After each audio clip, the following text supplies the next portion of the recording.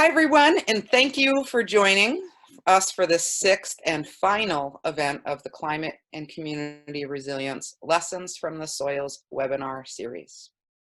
The topic today is fertile ground, reclaiming power and possibility. Some logistical things first. We've set up the Zoom meeting to keep your video cameras and microphones off for the first portion of the event. This is to keep technological disruptions and distractions to a minimum as best we can. We'll have a panel of farmers to chat with today, after which there will be a chance to turn your cameras on. Please do that according to your comfort level. The entire series is being recorded, so we ask that you stay mindful of that once we get into the discussion part later in this event. If you would like to change the way that your name is showing up on the screen, you can do that. If you right-click on the box on your Zoom screen that represents yourself, there should be an option to rename yourself by typing in something new. We have enabled the chat function on Zoom, so if you have any questions or concerns throughout the event, please type those in the box, and someone from our team will try to assist as best we can. Please also note that with the chat box, the default is to send a message to everyone. So keep that in mind when sending a message. You can change this as you'd like to send specific messages to specific individuals as well. We hope that you will use the chat box to ask your questions. If you have a question, please type into the chat box to everyone. We ask that you start your question with a question mark and then type the question into the box. If your question is for a particular person, please also make that clear by typing their name after the question mark and before your question. We may be combining similar questions to be efficient with our time as we get into the question and answer sessions. With all of that information, we hope that you're settled in, that you're feeling comfortable with the technology. Thanks so much for joining us.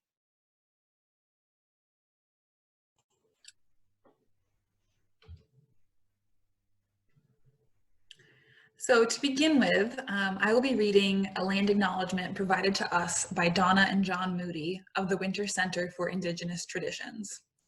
Just so everyone knows, the text of this acknowledgement is posted on the Vermont Healthy Soils Coalition website. So thank you to Donna and John for sharing this acknowledgement with us. When Indigenous peoples in the Americas travel to other Indigenous nation homelands, it is a common courtesy since ancient times to acknowledge the Indigenous nation and peoples whose homeland we are gathering on. For the purposes of this series, being broadcast and watched from the Wombatook or the White River on the ancient grounds of the Wombatook-Odanak, the White River Village in Indakana, our land, we are gathering in the middle of this ancient nation homeland, which includes Vermont, New Hampshire, northern Massachusetts, western Maine, and southern Quebec. The Alnonbak, or the people as they are called in Alnonbaiwi, the Abenaki language, have also been called the Wobanakiak, the people of the East or Dawnland, or Abnaki since ancient times by Indigenous relatives in the East and Indigenous peoples as far away as Hopi and Diné, or Navajo country, all the way to present-day Alaska and Tierra del Fuego in South America. Today we are convening online from the sovereign homeland of the Abenaki nation and people. Abenaki traditions speak clearly of being created here in the beginning. Though archaeologists and linguists, as recently as the last 40 years, have stated that the Abenaki and all of their Algonquin language group relations from California and High Plateau to the Plains, Great Lakes, Hudson Bay, to the Maritimes, and down to Virginia, are no more than 1,500 years old, and some more recently have stated that the Abenaki may be related to Indigenous peoples who are documented here for 9,000 years, a date that keeps moving back, given the major Abenaki site recently documented in Keene, New Hampshire, which is dated to the mid-13,000 before present time period. The Abenaki peoples themselves, along with many of their cousins in the Northeast, state unequivocally that we have always been here and we will always be here. From ancient times down to 1760, the Abenaki nation, which included numerous villages and thousands of extended families, was an independent native nation centered in their homeland, recognized by all other native nations and the British, French, Dutch, and other European colonizers. Though some parts of the homeland in the seacoast of New Hampshire and Maine, southern Vermont and New Hampshire, as well as northern Massachusetts, were shared with the encroaching English colonists from the 1630s on, most of the original homeland has never been sold or given away.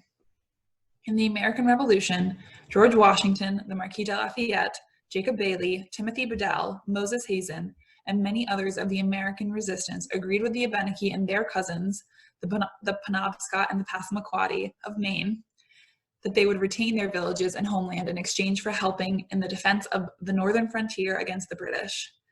The ancient villages of Missisquoi in northwestern Vermont and Coassac or Coas in the upper Connecticut River Valley were both explicitly acknowledged as Abenaki villages of long standing, which would remain in Abenaki hands in perpetuity. The Penobscot and Passamaquoddy nations retained 3 villages in Maine after the Revolution, after a tremendous 30-year struggle down to 1800. But in Abenaki country, the word of the new American colonials was not kept. So the Abenaki nation was largely driven underground in the 1760 to 1800 time period. The people have remained in every town and watershed in the homeland right down to present day. In the 1970s, the Abenaki nation of Missisquoi and the Coassac Abenaki of the Coassac Traditional Band of the Sovereign Abenaki Nation stood up in northwestern Vermont and the upper Connecticut River Valley. They formed the Abenaki Nation Coalition with many Abenaki extended families and communities to protect and care for the people and the homeland, as well as to facilitate the protection of Abenaki burial grounds and sacred sites, and to return Abenaki burials, grave goods, and sacred items back home for reburial. In 2008, the Bureau of Indian Affairs Federal Acknowledgement Project rejected the Abenaki Nation of Missisquoi petition for federal recognition with extensive involvement of the Vermont Attorney General's office. In 2011 and 2012, the Vermont legislature acknowledged 4 Abenaki communities, including the Abenaki Nation of Missisquoi, the Elnu tribe, the Nulhegan tribe, and the Coassac Band of the Coas. The original Coassac traditional band of the Sovereign Abenaki Nation, which is still based in Thetford, Vermont, was blocked from being acknowledged by the Vermont legislature in 2016 and by 3 of the 4 new tribes. Chief Nathan Pirro of this group was one of our speakers at the event too. In addition, the Abenaki Nation of New Hampshire and the Coassac Band of Pennacook Abenaki people are long-term Abenaki groups, which are also not state or federally recognized. There are hundreds of Abenaki extended families in this area and the wider nation homeland and beyond that are still here.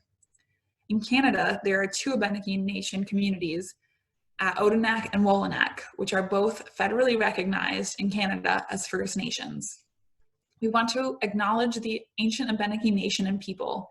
We are aware that countless newcomer families in this area and the wider region were given Indigenous seeds and plants, shown the ways of sogalikon, which is maple sugaring, introduced to many crucial technologies and ways of living, from canoe, toboggan, snowshoe, and basket making, to ways of farming, fishing, trapping, and living, along with caring for the land, waters, and air in a good way, which are still widely practiced in the Abenaki homeland.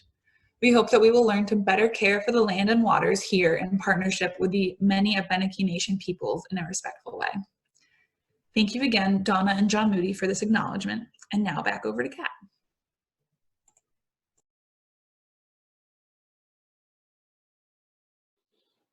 Okay, thank you, Lauren. Just a little reminder to anyone who's joined us, please use the chat box if you have any questions throughout this event. We want to, as always, thank our organizational sponsors shown on this screen, Hanover Co-op, Upper Valley Co-op, Vital Communities, Building a Local Economy, Upper Valley Extinction Rebellion, Grow More, Waste Less, and Vermont Healthy Soils Coalition, who have worked hard to bring this webinar series to you over the winter. We also want to thank all of our generous donors and sponsors who have supported this series all along the way. If you see any of the people that represent these organizations, both our organizational sponsors and our donor sponsors, we hope that you will thank them for their generous support and contributions to this series. We want to thank one sponsor in particular for offering a really great discount for anyone who joins this series to get 35% off all online purchases from Chelsea Green Publishing using the Bail 35 discount code that is on your screen. Thank you, Chelsea Green. Your books are amazing. In addition to offering this discount, Chelsea Green has also provided us with a reading list, a recommended reading list for each one of our series, with books that they felt would be really good background information or further reading for the topics that we're presenting to you. So those are on your screen right now. And you can also find those at the Vermont Healthy Soils Coalition website, the recommended reading for each of the 6 events that we have hosted for you. This is our final event in the series.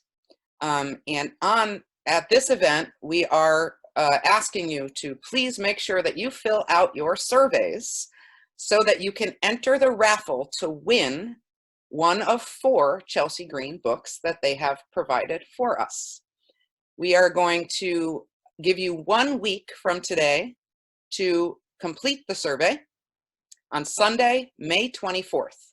So a week from today, we are going to draw the winners of the raffle, and those winners will be mailed books directly from Chelsea Green that they have won.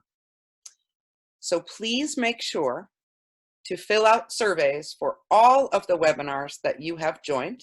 If you have joined 6 webinars, you get 6 surveys, and then you get 6 entries into the raffle. Good luck.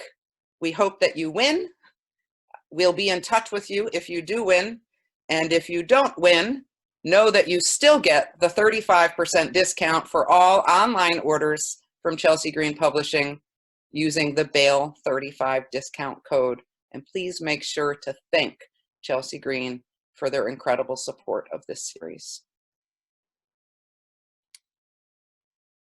You can also be a donor to this series yourself if you go to the Vermont Healthy Soils Coalition website for the Climate and Community Resilience series.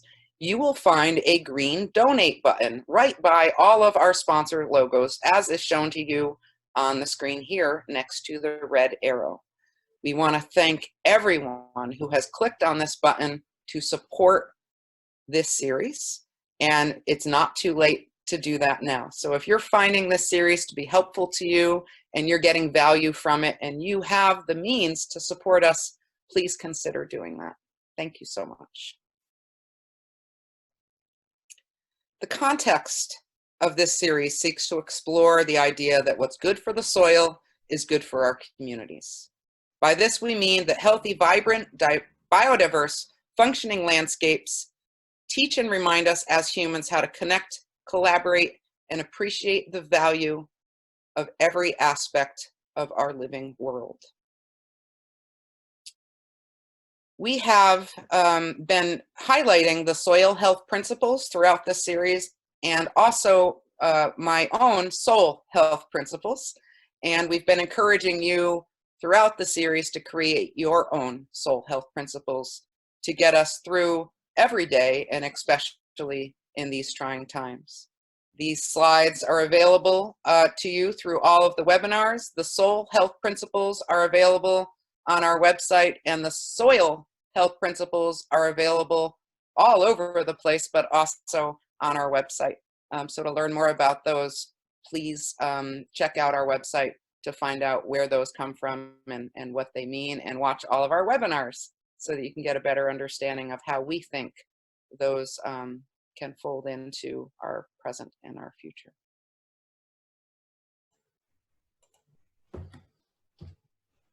Thanks, Kat. With this series, we hope that everyone becomes aware of the resources and knowledge in the Upper Valley and the larger Vermont and New Hampshire communities. At the same time, though, we want to recognize that the speakers and panelists in these events do not have all of the answers. We are all collaborators in this lifetime, and we need to work together and pool our resources and knowledge. We need to support each other and everyone in our communities, and we need to support Earth's systems as best we can. We also need to be thinking in whole systems, not just the parts of the elephant in the room. We need to see the bigger picture and start asking better questions.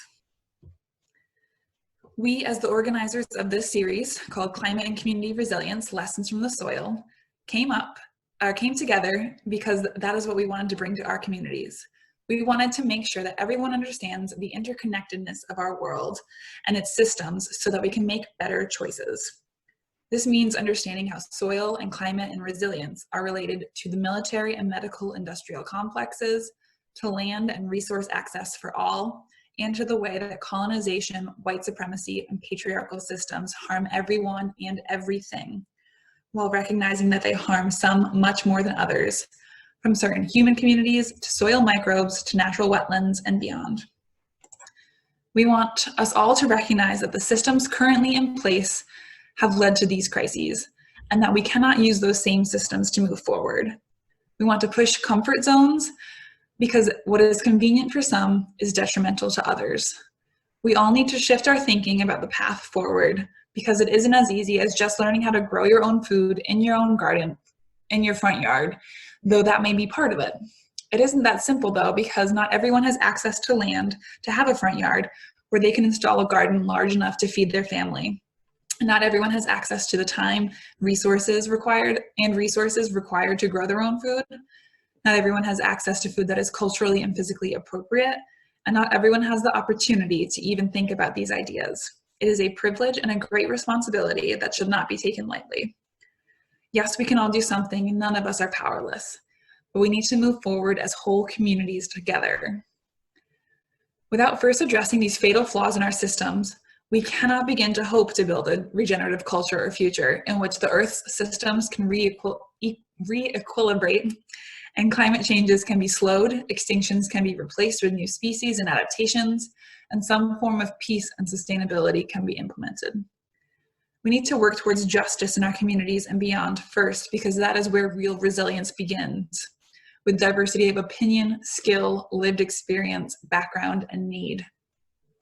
We need to learn from the soil and from nature that competition and endless growth are not part of the way forward, but that collaboration and cycles are.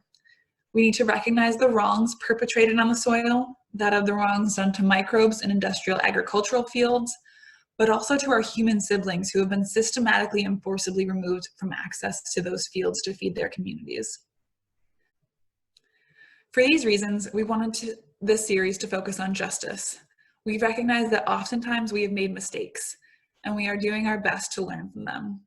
We hope that this series inspires you to learn more and to learn differently than you otherwise might have. We hope that this series starts messy, awkward, uncomfortable, well-intentioned, respectful, loving, empathetic conversations that push our societies towards a just transition to a regenerative future. We hope that this pushes us in some small way in the right direction. To help us create a safe and enjoyable online environment for the conversations today, there are some things we would like to explicitly acknowledge. We want to acknowledge that the world is changing. There are multiple interrelated crises that require serious attention and collaboration, and humans have the opportunity to move forward from these crises and build a better world. In order to do this, we must all understand that oppression exists, everything has the right to live, and everyone deserves to be heard. We keep in mind that we bring with us our working models of the world, and we are open to adjusting those. We all speak from our own lived experiences and worldviews. We are all willing to learn and to have those working models, lived experiences, and worldviews changed. And simply put, be kind to all and give more than you take. Thank you for the additions that have made it onto this list and into this space from past events. Thank you for being a part of this community today.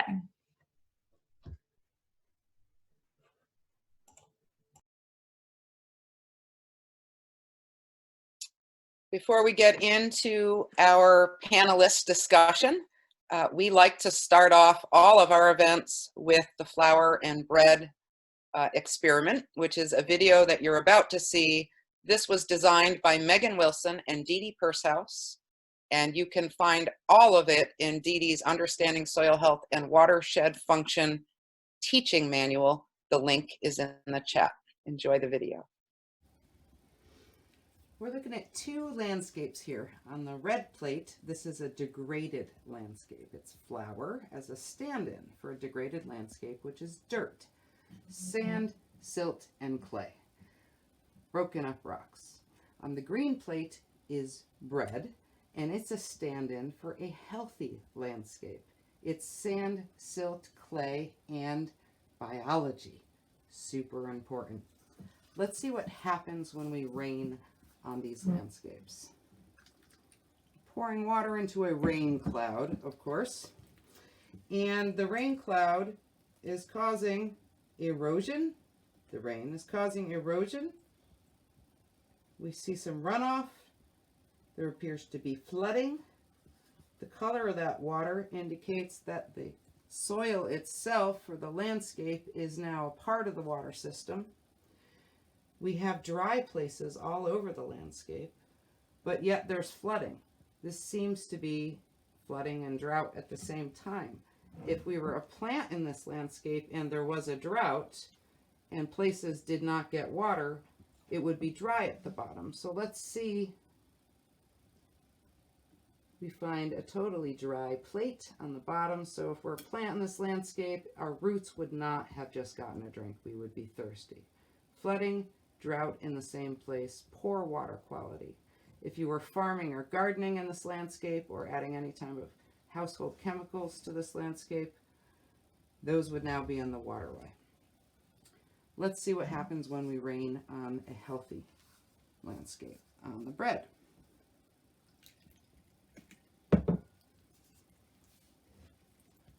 The water is infiltrating into the sponge of the soil. It's soaking in like a sponge. Those pore spaces that hold the bread out are happening because yeast is the magic ingredient in bread, which is the biology in bread. That's what makes air spaces those organisms breathe. Those pores are held together in landscapes by the goos, glues, snots, and slimes that are produced by biological soil organisms that live all throughout the soil landscape. Let's see what happens when we rain twice as much on this landscape, since we didn't see any flooding from the first rainstorm. These pore spaces make up about half of the space of soil, and they are where the air is in soil. It's where water can infiltrate into soil, and that air and water, along with photosynthesis and the sugars made by plants, sustain microbial life in the soil. So twice the amount of water, and we still have no flooding in this landscape. I'm going to pour a little more because I'm really trying to reach saturation here. Saturation will happen when we start to see water flow out from the bottom of this landscape, indicating that the water is going through the soil to the base layer. Soil is a filter, healthy soil. Biological organisms and chemical interactions with those organisms in the soil, in these pore spaces, in the sponge, actually clean water.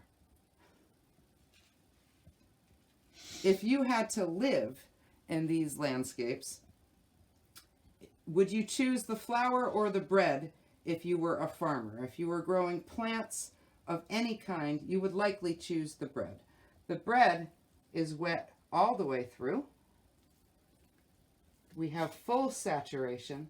If these landscapes were out in hot, hot, sunny conditions for days after this rainstorm, this one would evaporate and get covered with a hard, crusty surface, would not take in water the next time it rained. This one would get a little stale on the outside, so to speak, because it's bread, and down in the middle you would still have some moisture, so organisms and plants in this landscape would still be able to get a drink. If you had to build a house in one of these landscapes, you would likely choose the bread. Your house here might be in the waterway. If you had to get water from natural sources in one of these landscapes, you would likely choose the bread because you might be able to find it after it rained and you would want to drink it, as opposed to this right after a rainstorm.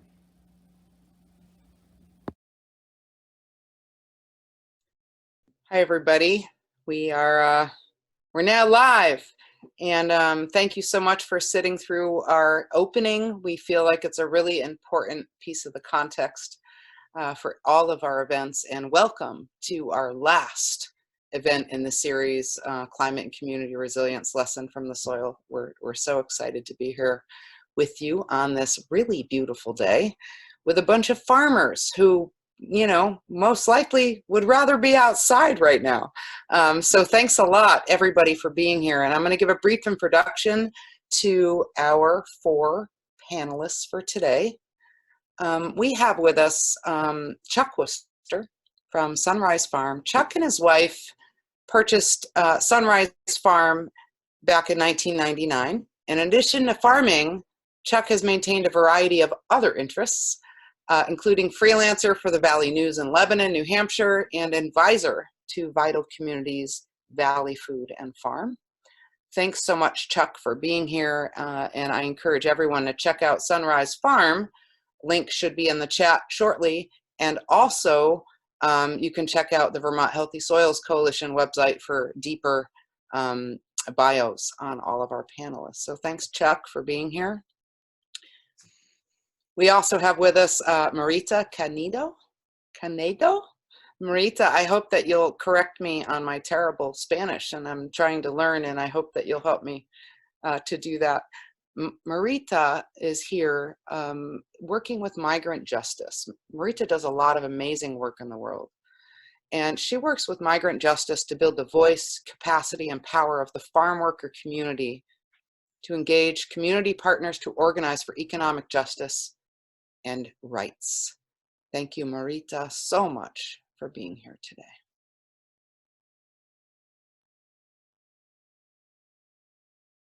And we're going to start Marita's video so you can see.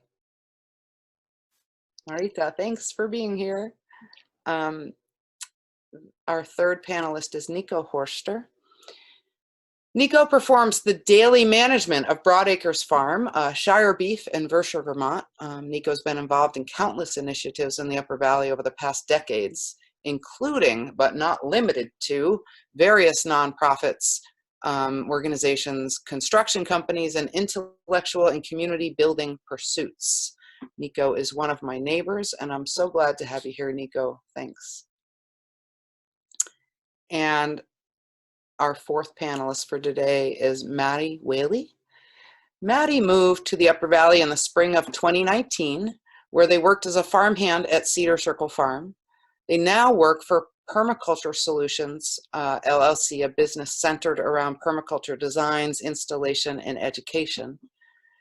Madi is also involved in a startup heirloom corn and traditional food project called Moon and Stars Arepas with Nando, who I see is on our call as well today. So thank you all 4 for being here today. We're so glad.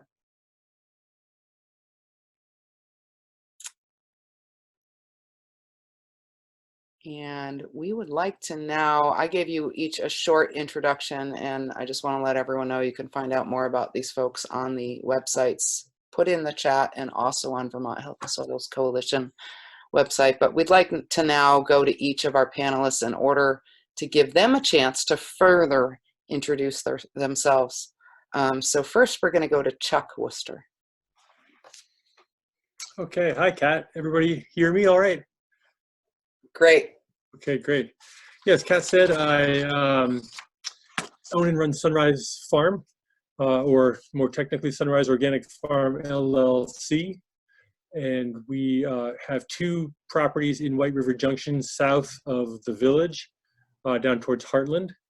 One spot is where my wife and I have lived since 1999, which is sort of up on a back road.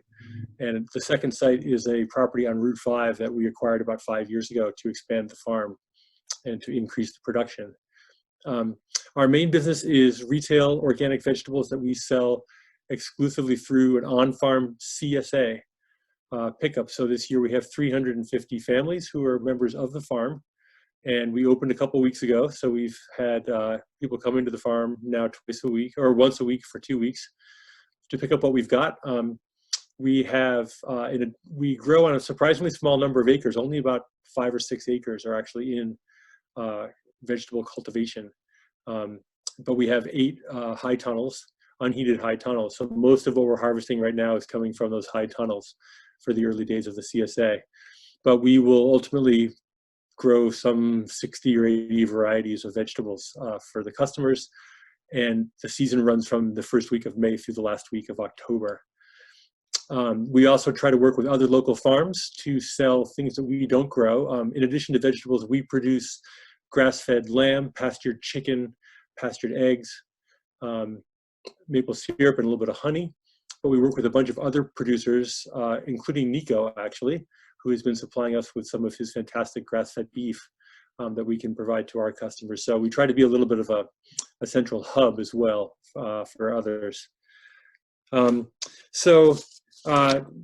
Question that I wanted to answer directly is, why am I excited about being part of this panel and the soil series? And it's really because I view soil as being essential to culture in every sense of the word, but both biological and human, and of course agriculture itself. So soil is really at the heart of everything that we do. As a society, I think we have a penchant for forgetting that, and yet soil remains sort of the foundation of everything. So it certainly is at the center of our farming practices and what we're really focused on. I think of us as sort of a old school organic farmers, which is we're really trying to grow the soil.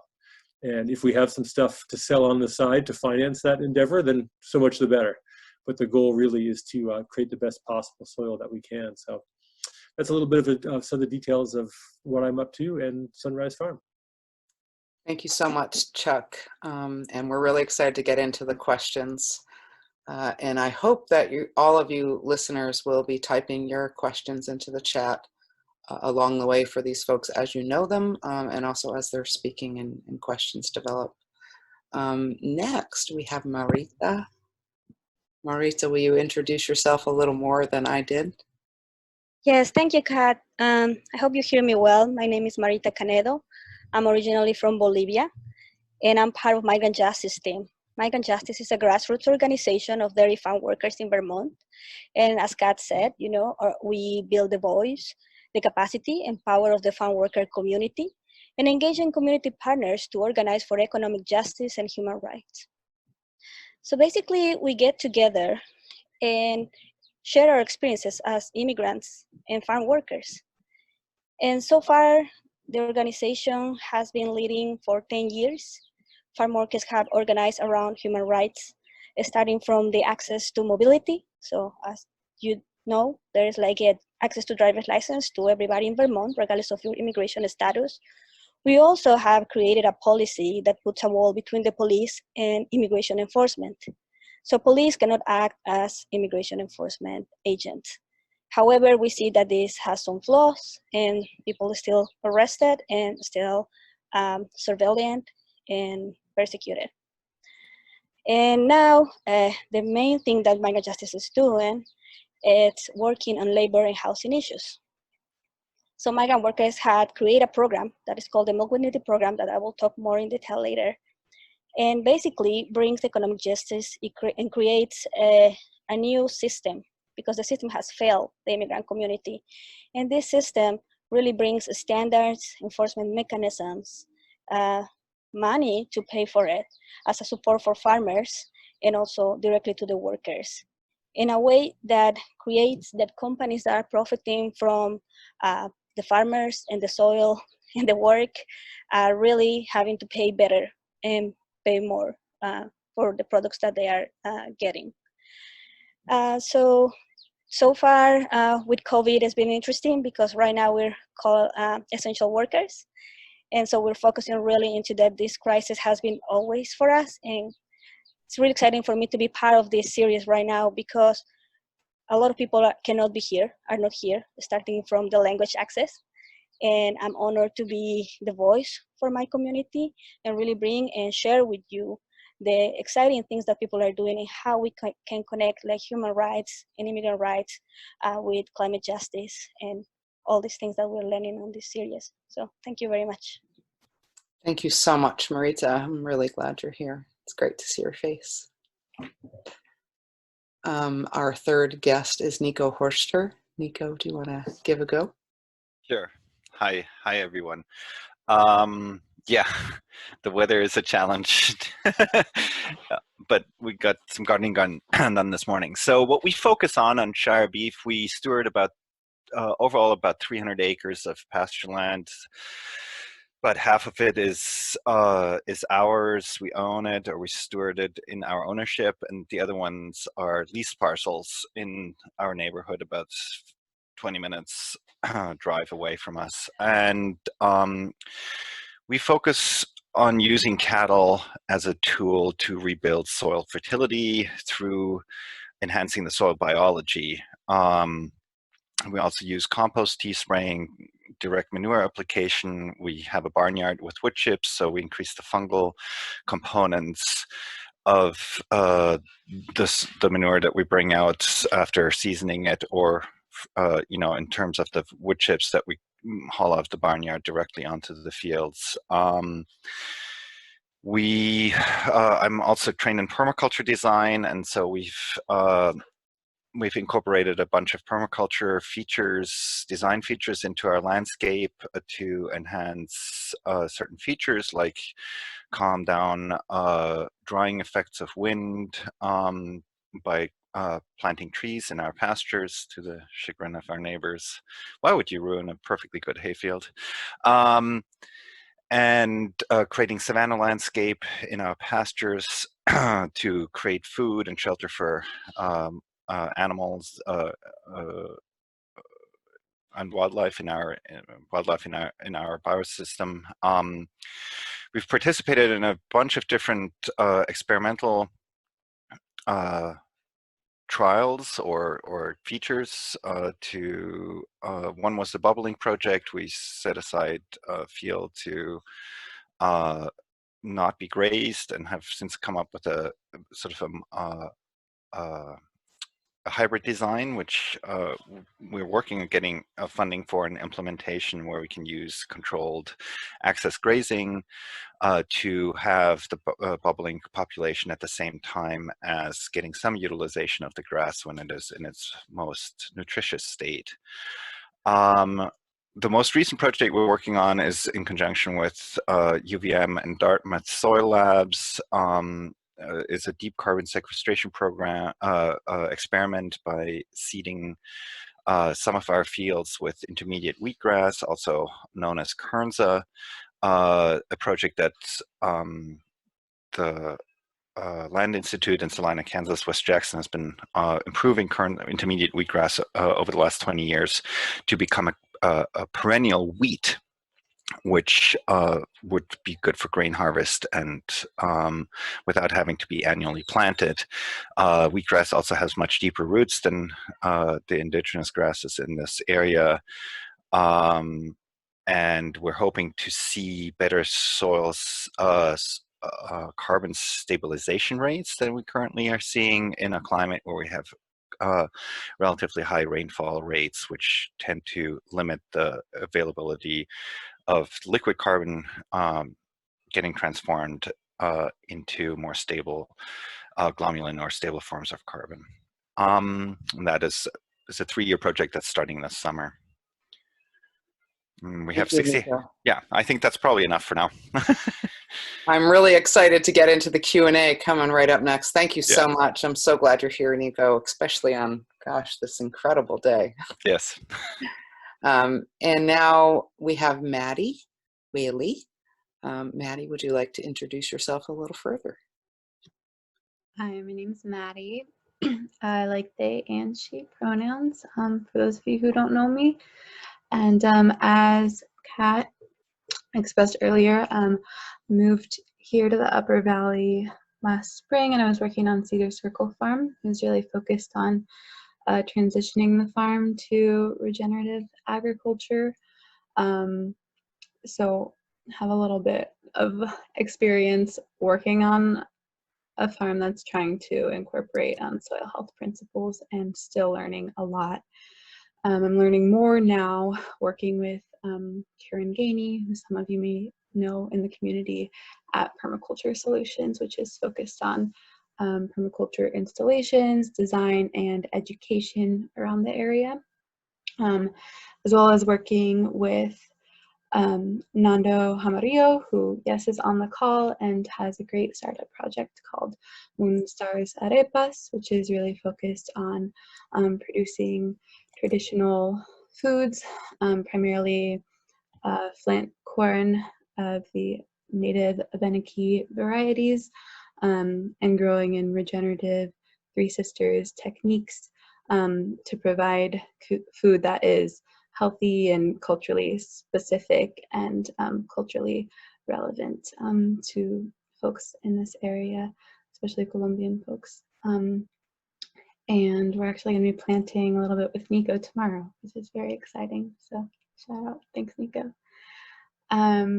Yeah, and so I'm still pretty young and new to farming. I grew up in a very suburban area and so have a lot to learn, and I'm glad to have been in conversation with so many of the people on this call, and I'm very excited about all of the work that Kat and Lauren have been doing in the soil series to kind of like help make soil health principles something that's more accessible to individuals such as myself who are really interested but maybe didn't have traditional education in food growing or soil sciences. And I'm especially excited to be on this panel with people from pretty diverse farming backgrounds. I think that it'll be great to hear, you know, each person's different perspective that I think all lean in somewhat cohesive directions. So glad to be here. Thank you so much, Madi. And so now you've all heard from our 4 panelists, and we're going to start our questions. We have a few started, but we would love for our listeners to go ahead and type your questions into the chat. And remember that if you have something specific for one of the panelists, just make sure to to write their name specifically. And if it's for everybody, you can say that as well. That will help us to ask the right questions. So our first question, and this is going to go to Chuck first, and we'll go in the same order as we go. So it'll go Chuck, and then Marita, and then Niko, and then Madi. So Chuck, the first question for you is, what changes do you think need to be made in Vermont and beyond to shift towards a regenerative culture and economy for all? It's a big question. Yeah, it's a great question, Kat, and I've, in my mind, sort of tried to break it down into sort of 2 pieces. One of which I think is sort of a production, like a farming issue, and something that I think that we really need to return our focus to is the importance of organic matter and building soil, in particular through the use of ruminants and other animals. I think there has been, as we, I shouldn't say come to grips with climate change, but as people talk about climate change, there's been an interesting, I think, diversion of people who are focusing on what they believe to be the negative aspects of meat production. And I think it's important as producers for us to be clear that while it's a single word called meat, it actually encompasses a very wide range of production techniques, animal welfare, ecological impacts, and that, especially in a place like Vermont, I feel like fundamentally our landscape, because it's so rolling, that we really are an animal landscape, which is to say primarily our food production that we can accomplish here in the Green Mountains, if we were to be reducing our fossil fuel use, is going to need to revolve around animals in a really important way, both because animals can graze on land and regenerate the soil on land that is too steep for annual cultivation of vegetables. So, and that's most of our land. So even if we cultivate all of the vegetable land that we can, and I would love to see us do that, there's still a tremendous amount of land that is never going to be suitable, especially in a climate regime with more frequent intense rainfall. It's never going to be suitable for vegetable production. And it also gets back to that fundamental realization of soil management, which is that animals and vegetables go together in food production. Since the fossil fuel age, we have split them off, and we make artificial fertilizer to fertilize our vegetables, and then we try to somehow dispose of animal manure in some way that's not toxic and dangerous. I think it may have been Wendell Berry whose observation was, when you take animals off the land, you turn fertilizer into pollution. And I think that's a fundamental realization that here in the Green Mountains, we can be grazing animals and managing animals and using their manure to then grow vegetables in a sustainable way. So really we need to refocus, I think, on that fundamental link of how we produce food and how we can do so in a way that is in keeping with our ecology and geography here. So that's one of the two things that I feel quite strongly about and have been focusing on. And then the second one is actually not an agricultural question at all. It's really a question of the economy and the rules that we have established for our economy and what that means in terms of how much farm workers are paid, how much they're valued, how much food costs. What are the implications of the price that people are willing to pay for food? So the way I try to say this in the most value neutral way that I can is that the problem we face is that there are not a sufficient number of people who are willing to pay the price that local producers believe they need to charge. So that's sort of the gap.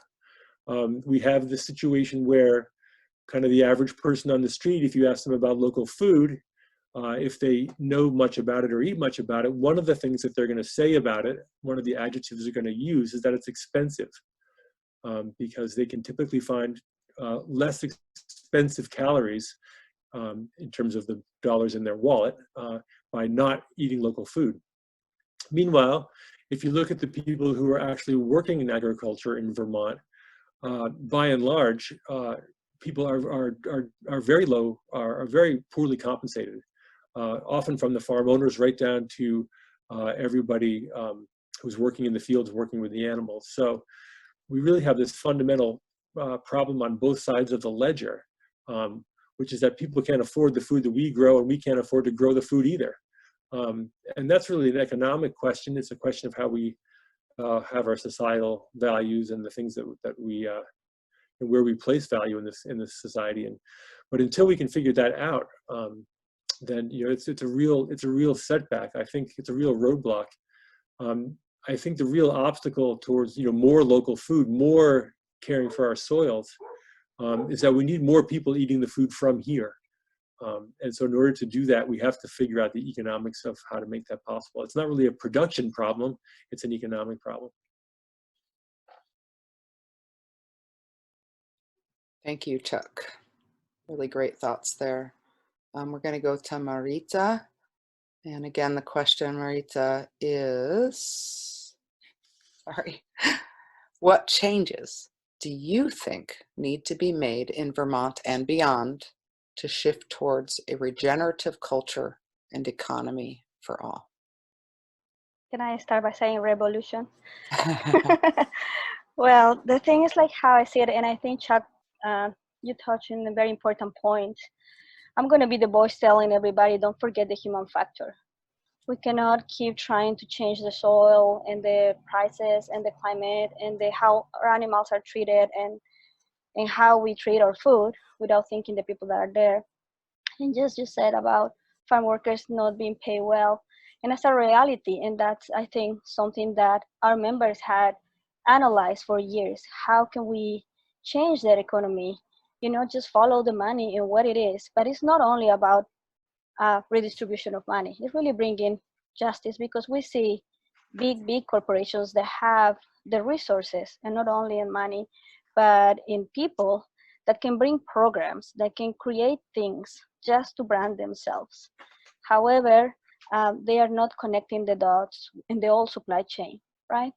From the soil, from the people putting the seeds, from the people harvesting the food, from the people feeding the animals, to how it goes to process plants and then pack it in supermarkets or stores. Or I think we have the tendency to think that Vermont, it's a very romantic place where we have small farms, very local, beautiful organic things that we have, but it's not the majority. Even that Vermont is not the biggest dairy state in the country, there is the biggest industry for the state. And that's an industry that's really conflicted with climate. It's a dirty industry. And as far as farmers don't understand how can they change that because they are surviving day by day, because the price of their product is controlled by the corporations, then it's very difficult to bring change.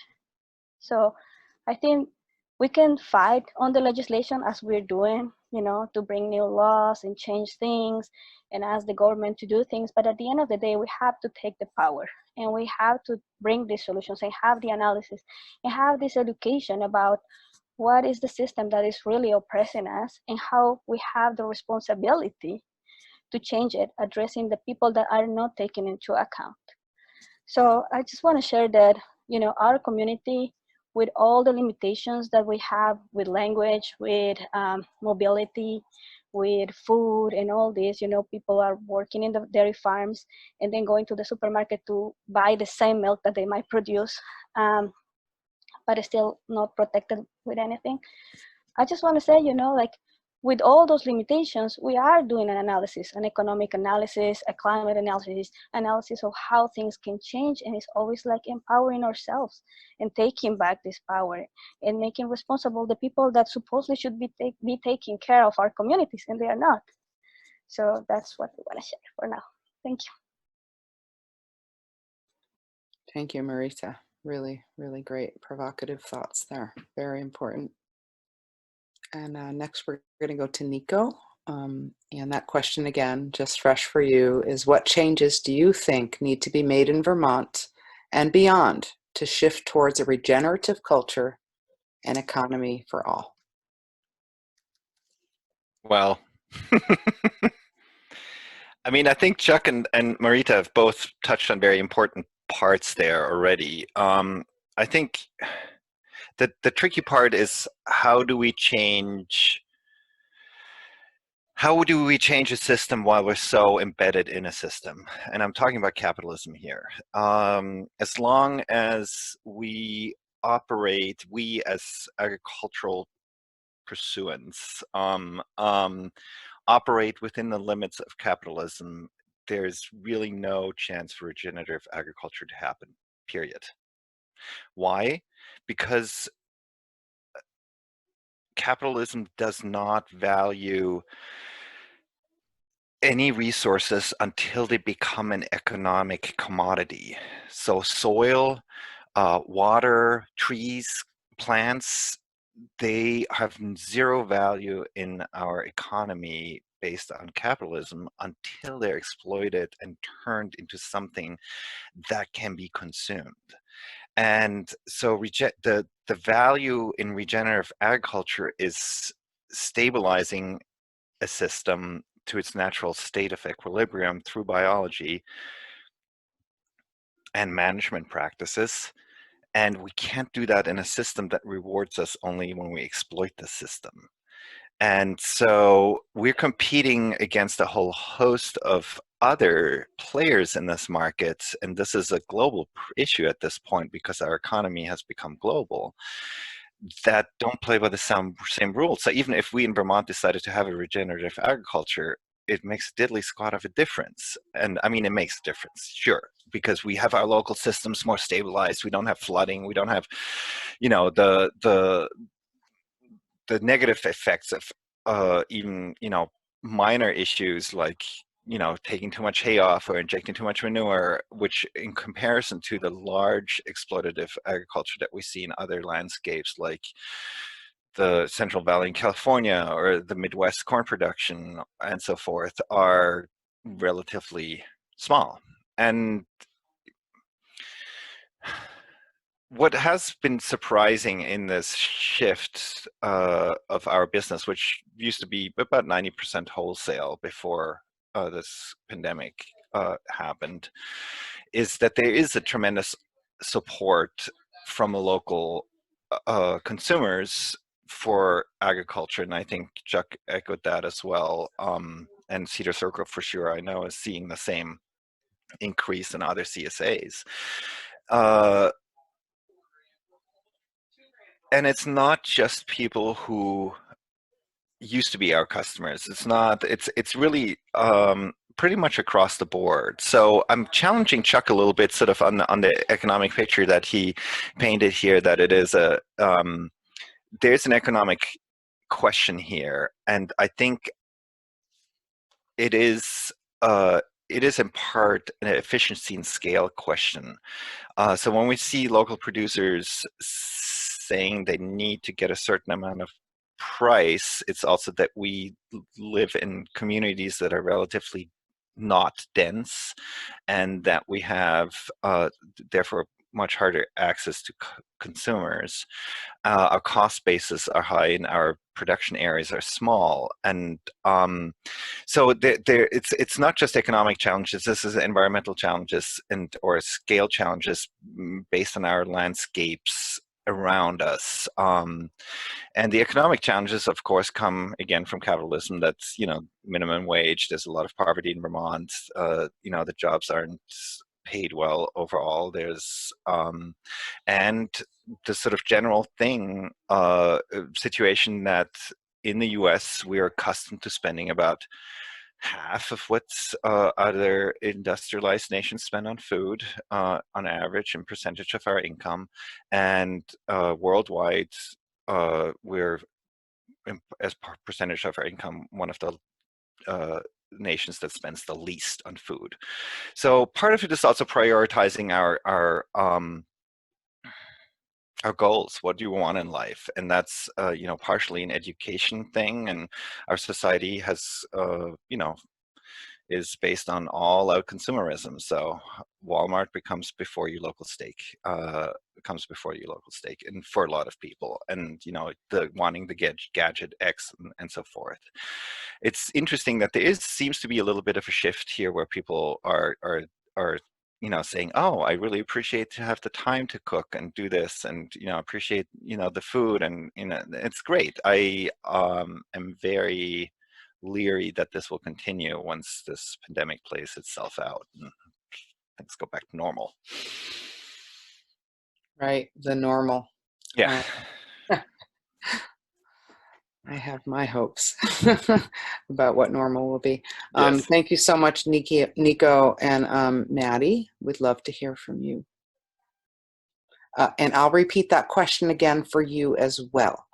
What changes do you think need to be made in Vermont and beyond to shift towards a regenerative culture and economy for all? Yeah, thanks, Kat. I mean, really, to echo what the three panelists before me said, I really do think, at least nationally, I think really vast economic and systematic changes an absolute necessity in order to get to a true regenerative culture and economy. I personally can't say that I am engaged in policy making on a national level, and so in light of that, I guess I'll focus in a little bit more on what I think is happening and can happen regionally that is starting to address aspects of building a regenerative culture. I think that, like Marita said, it's really important to start with the human aspect, and when we're talking about creating a regenerative economy or looking toward building regenerative agriculture, we need to be asking who we're serving and who might be left out of the picture, who's traditionally been left out of the pictures in terms of access to food, access to healthy living wages, etc. One thing that I've been seeing increasingly internationally, but that I think is coming into the Northeast consciousness a little bit more too, is land reparations, or components of that wherein farms or landscaping businesses might take a portion of their proceeds and give that to the tribe on whose land that farm or landscaping business operates, as a way of trying to, kind of rebuild that social soil, and not only pay respects to, but actively, aim to further the stewardship and the work and help provide some kind of funds for Indigenous folks to be able to continue their work and their traditions, even in spite of all of the trauma and sacrifices that they've been making and continue to make on this land for so long. So reparations work, I think, is a really essential place to start. I also think that in terms of increased access, something that growers can do is working to grow more culturally specific foods, as well as provide solidarity shares or donate crops to places like our local Willing Hands. Additionally, I think about this component a lot in terms of creating a regenerative culture in Vermont. Niko was talking about how for farmers, we have a disconnect because of, or not a disconnect, but like a difficult market to navigate because we have a pretty small pool of potential clients and a pretty large environment to disperse food over. I think that becomes difficult, not just for farmers getting their food to people, but for people getting food from farmers. And I think it makes it difficult for people who want to learn how to grow their own food to maybe be able to tap into networks that can teach them how to do that, because everything is so spread out in Vermont. So I think that in perhaps a post-COVID time, kind of creating, community hubs that, we do have, each town has its own church that maybe has occasional workshops, but I think that a more invested effort toward community hub building, which I think is happening through some of Kat and Lauren's work and the work of others of you on this call. I think that that is going to be really essential toward building a regenerative culture, at least in the community where, we can get trade networks going and a little bit of self-sufficiency and resiliency moving, despite whatever may play out nationally, in terms of being able to build an economy that gives people decent wages, affordable housing, and free healthcare. Yeah, so those are some thoughts there. Thank you, Madi. Those are some really great thoughts. And I just want to put a plug in for one project I'm aware of that's happening in South Royalton. There's a community resilience hub in the making with Vermont Community Resilience Organizations of Vermont and Bale Building a Local Economy. So stay tuned for some good news about that. I'm going to turn it over to Lauren now to ask the second question. Thank you, Kat. Yeah, so that first round of questions I think was really eye-opening and gave a good in-depth look at what we think the future can look like. And so thank you all so much. Moving on now to a little bit of a different round of questions. We're going to ask each panelist some specific questions based on their background and their awarenesses. And so I'm going to pull Chuck onto the screen. And Chuck, the question for you, the first question for you, how has your farm been impacted by the climate and COVID-19 crises? Additionally, can you share about your views on regenerative agriculture in Vermont and how meat and animal products are essential to that, beyond what you've already shared, of course? Sure, yeah. In terms of COVID, there are two main impacts for us. The first is that we have basically sold all of our production much faster this year than we would have. We sold out our CSA shares earlier, even though we had increased those by about 15%. We've increased our number of chickens we raised by half this year, and we're on track to sell those out shortly. We have sold all of the pork and beef from our usual neighbor here in Heartland and are busy trying to help Niko sell more of his. So there's been a great increase in demand. Unfortunately, in agriculture, it isn't necessarily something you can respond to instantly. It takes a while to order seeds, to prepare ground, to either raise or acquire baby animals. And so I share a little bit of, I think, Nico's concern that there's this huge interest right now in local agriculture, and potentially, we try to sort of, meet that demand, and then next year discover that everybody has gone back to Hanover, especially when half the valley is unemployed, and there's not a spare dollar to be had. So I think there's a real question of how we can match up as best we can with supply and demand. The other side of it is we've actually hired extra staff. And partly that was a couple of my returning staff members, their winter work came to an unexpected end when the COVID lockdown happened. They were working in restaurants, and so we hired them early to try and keep them in funds earlier than they would have otherwise been. And I was pretty sure that we would need extra staff because some of us would be in quarantine or ill, or who's to say. So far that has not happened. So we've had extra staff, which has been great. Because in terms of setting up our farm stand, we have a CSA style where people choose their vegetables every week from amongst the offerings.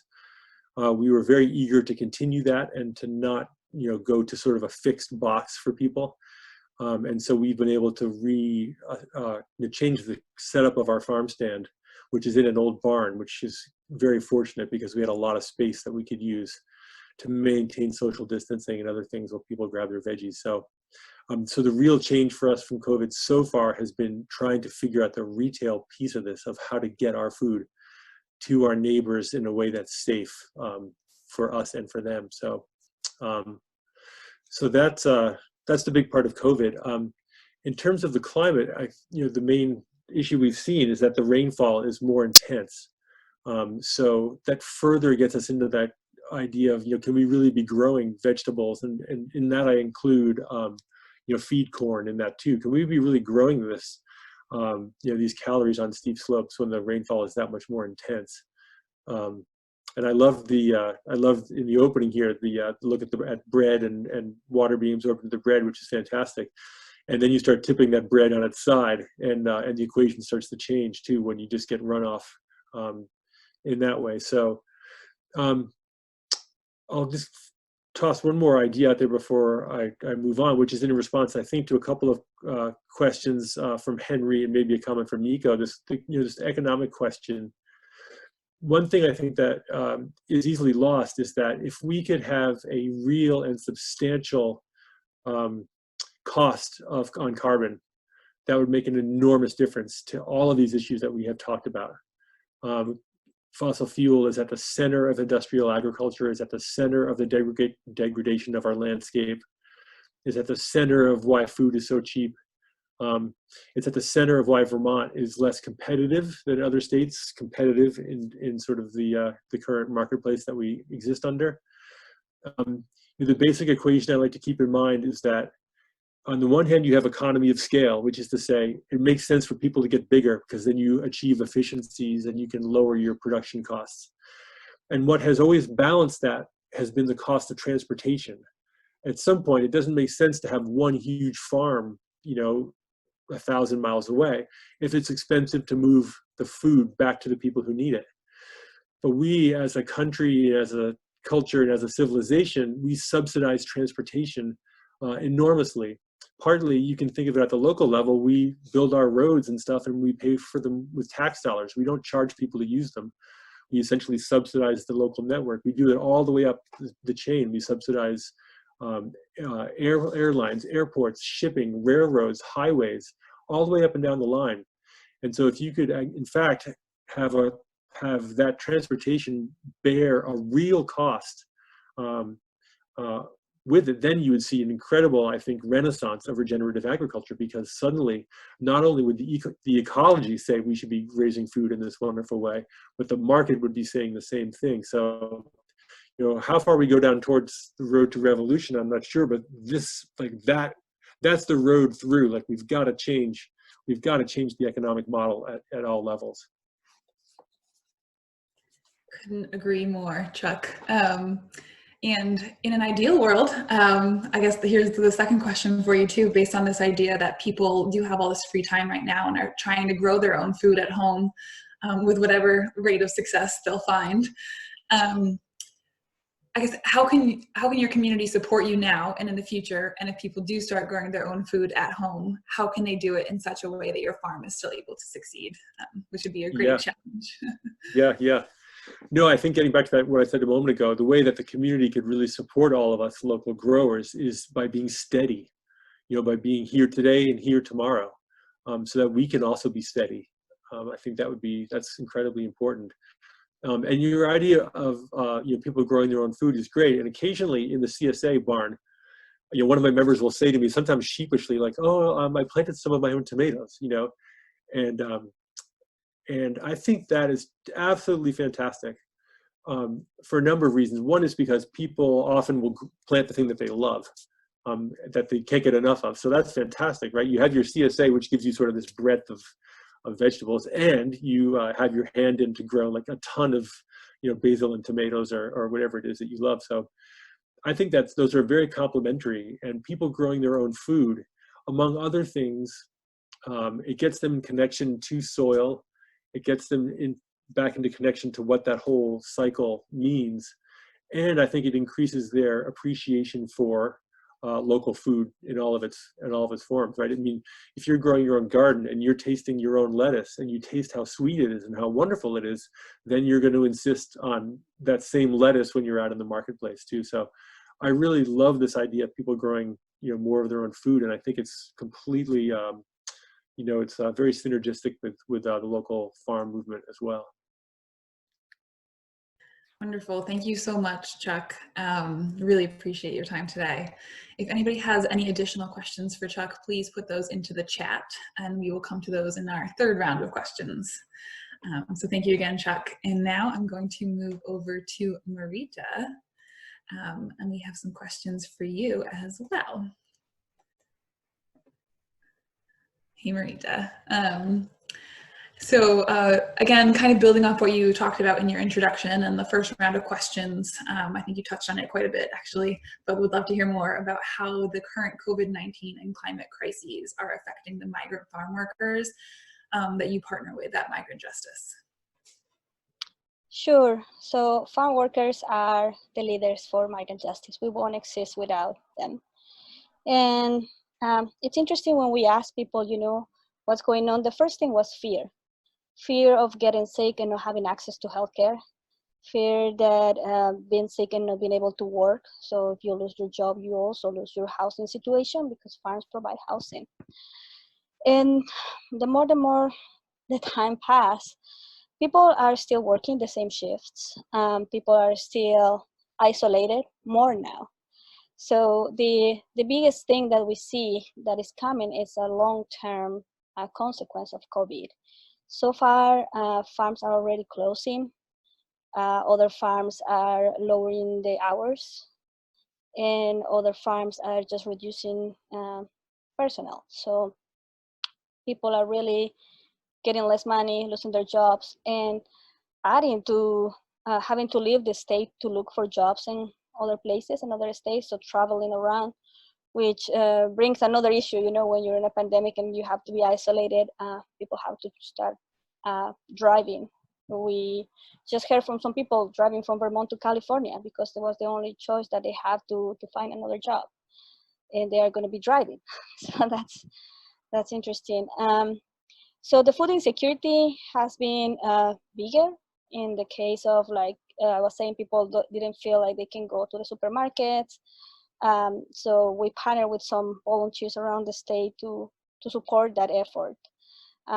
Also, more than people getting sick, it's just parents are way busier this time because kids are at home and because they're not taking time off. It's like they don't have free time now. So they have to be the educators of the kids plus still working. We have heard that the cooperative, the co-ops that buy the milk decided only to pay 85% of the production. And you might have heard that farmers are dumping the milk. And with that, you know, that's why farmers are deciding either to close or to reduce the hours. But other farmers are buying those cows that other farmers are selling. And what we hear is that they are not increasing the payment for the farm workers. It's just they're increasing the time work because now there are more cows on different farms. So it's interesting to see how the co-ops really are deciding and defining their own supply chain between farmers, but without any support to farmers or the farm workers. And I think it's very, very interesting, you know, when we talk about more local economy, and we know that these farms are selling to big supermarkets or to big companies. How do we attack that, right? How do we tackle this? We make it more local. I think the dairy industry, it's very, very complicated, and we need to understand better, because even though some farms are selling to Hanover or Ben & Jerry's or Hood, they're also selling to Boot Brothers and also selling to your local co-op, you know, in Montpelier or in Burlington. So I think it's more to understand the supply chain, and like I think the biggest impact we're going to see in our communities is long term, when people have already lost their jobs and housing. Thank you. Yeah, and you did kind of bring up the whole Hanover connection too. So can you explain a little bit more about the Milk with Dignity campaign and the current work being done to have Hanover join the campaign? And similarly, can you help us draw the connection between workers' rights and environmental and climate justice in that entire scope, briefly? Okay, I'll do my best. So, you know, the Hanover campaign is asking Hanover supermarkets to join the Milk with Dignity program. Hanover gets their brand milk from hood plants all over Northeast region. The hood plants get their milk from different co-ops in Vermont from DFA and Agrimark Cabot. So right now the program is working with Ben & Jerry's. So all the farms that supply Ben & Jerry's are under the program. In the third year now, we see that this is working, and it's really bringing change in the life of farm workers directly, not only economically, but also in their dignity and having their rights respected. So we know that this needs to be expanded. What we're asking Hanover is that they sit down with us, with farm workers, and implement this program. That would mean that they will have to sign an agreement and define their supply chain, and a kind of making a calculation with mass volume of the milk that they need for their brand milk. And with this, pay a premium to those farms. And this premium has to be used only to comply with the standards that the workers have created. So it's all about housing and labor rights. So we sent a letter to the CEO without any response. We made phone calls and emails, and then we decided to launch a public campaign. After launching the public campaign, a month passed, and we have a day of action in different states in the Northeast region. And after that, we started a tour. So we were visiting different states, teaching people and consumers about the program and the campaign. And with COVID, the impact that we had is that we had to stop. We couldn't keep traveling, and we know that the CEO is no longer at his office, so we cannot reach out to him. However, during all this time, what we've been doing is still doing research in other dairy products in supermarkets, and keep connecting the community with the understanding of why is this needed, why is it possible, and how can people support the campaign. So there are different ways to support, and understanding that I think a week ago, the company Ahold, who owns Hanover, just shared that they have an increment of earnings since March. Why? Because people are running to the supermarkets. And as we hear Chuck, like you have more sales now, and that's amazing. Well, supermarkets are tripling their earnings, and they still not sharing that loot with the farm workers. And that's exactly what the program will bring. Now, how this all connects with climate crisis and climate change and the environmental justice, it's simple, Like we were saying at the beginning, like human beings are in this world a part of the climate, and we're part of the circle. And while people are being abused in their human rights, where people are forced labor in a modern slavery, and there is still being this dirty business, these dirty farms that don't care about the environment, nothing is going to happen.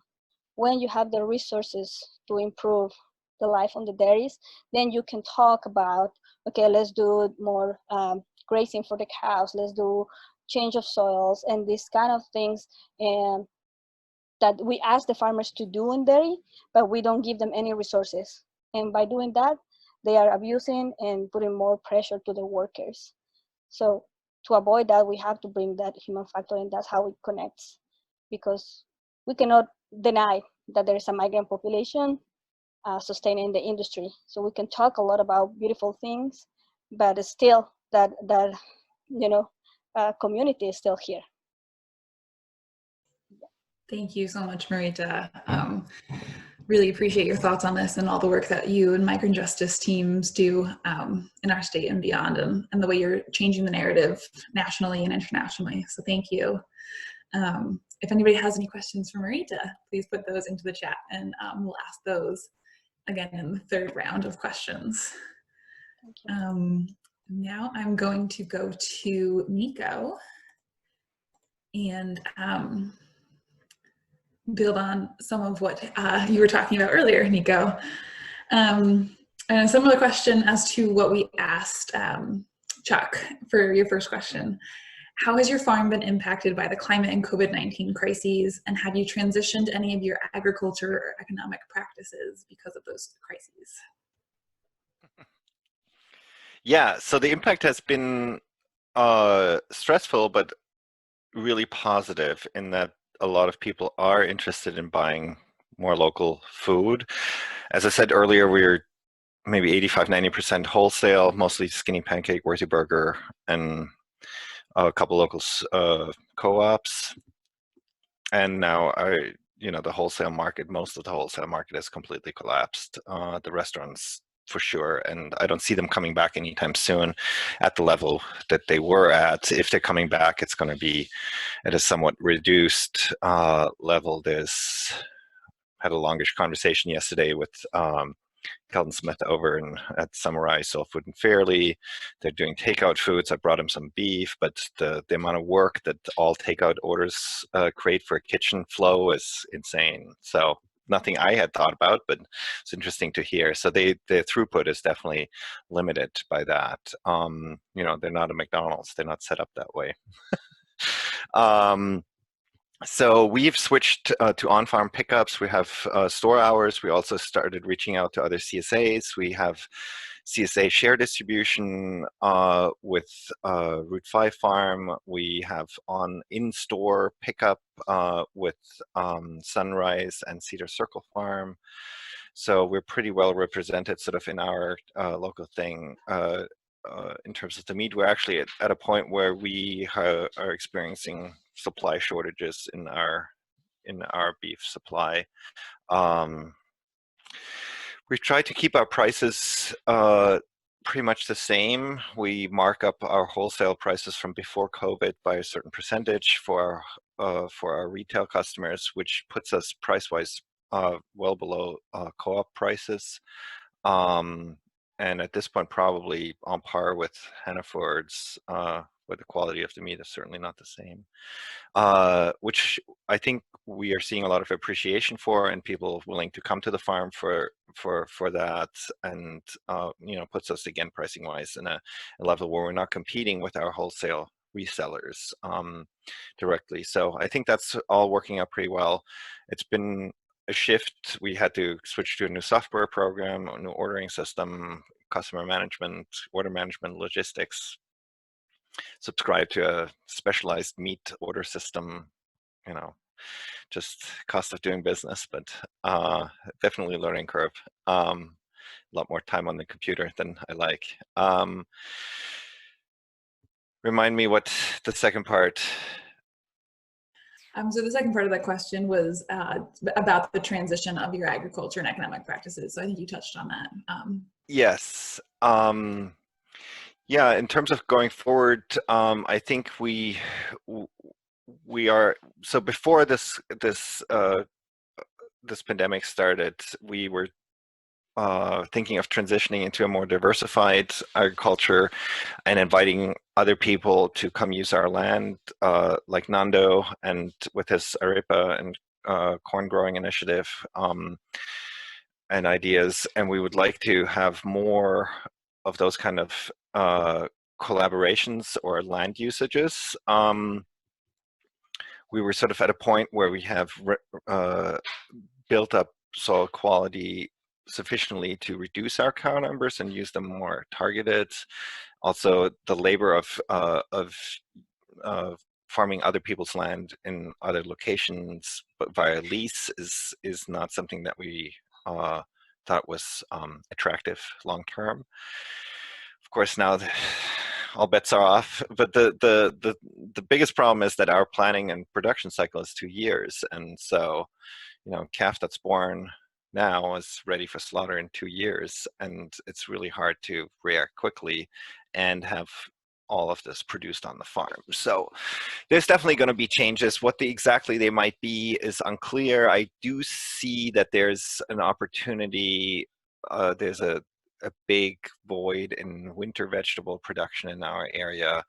And I think we're going to start becoming more and more competitive with California as water gets scarcer and more expensive there. And I do hope that we're going to see that. We have the heating cost, they have the water cost that might level the playing field. And and what Chuck alluded to with the carbon pricing, the embedded carbon of food would be fantastic. And unfortunately, what I've seen so far in terms of what carbon is worth is so well below where it needs to be, that it's, of course, oil prices have now collapsed, but let's say pre-COVID, where oil prices were and how much carbon is in oil, if you price that, we were looking at, $400 to $500 a ton in terms of carbon payments. And what's on the table right now is somewhere in the $100 to $150 range, which is, why shouldn't we as farmers get paid the same as the oil industry to put back what they extract? I think that would be a pretty good starting point for a discussion.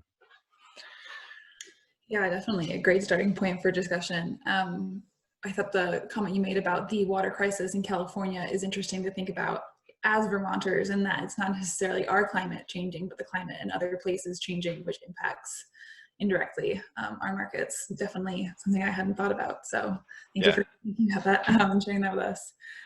And then another question for you: how can your community support you now and in the future? And if people do start growing their own food at home, how can they do it in such a way that your farm is still able to succeed?